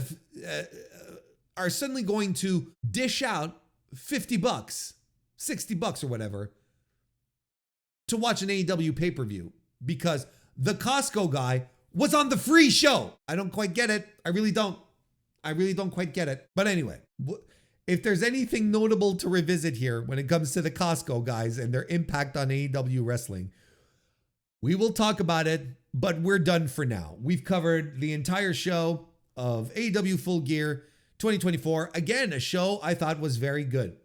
There's a lot of stuff to like on this show, much more than there is to dislike. And the matches that hit highs hit really high. It's a really good show. And I think in some spots, even over-delivered. Clean finishes overall, no nonsense, bold booking decisions. Again, a really good show. You can't go wrong with it. Is it one of the greatest? No. But again, like when the bar is so high when it comes to the greatest shows that AEW puts on, I mean, it's a hard act to follow, but this is absolutely a tremendous show. So there you have it, AEW Full Gear 2024. Those were my thoughts. That's my review. And so we shall wrap up another edition of the Mr. Warren Hayes Show. Thank you very much for listening. I appreciate you tremendously. If you haven't already, consider leaving a like on the YouTube video or a 5-star review on Apple Podcasts, a 5-star rating on Spotify. Those things help out tremendously and will grow the podcast. Just with those little gestures, we can go a long way together. I will be back Thursday. Even though it is Thanksgiving in the United States, it is not in Canada. So this guy keeps going. I'll be back Thursday with the AEW Dynamite review. Excited to review it already because it's going to be the first night of action of the Continental Classic. So I'm really excited for it. It's one you won't want to miss, I believe. So the C2 begins this week. I'll be here with the Dynamite review on Thursday per usual. Otherwise, streaming all throughout on youtube.com/MrWarrenHayes. And I'll be back with the Mr. Warren Hayes Show podcast next week. So until then, I hope you have a great Thanksgiving if you are in the United States of America. If not, you're still entitled to some great times, and I hope you have a great rest of your week. Thank you very much for being here. Go watch some Randy Orton and get back to me. And I'll see you next time.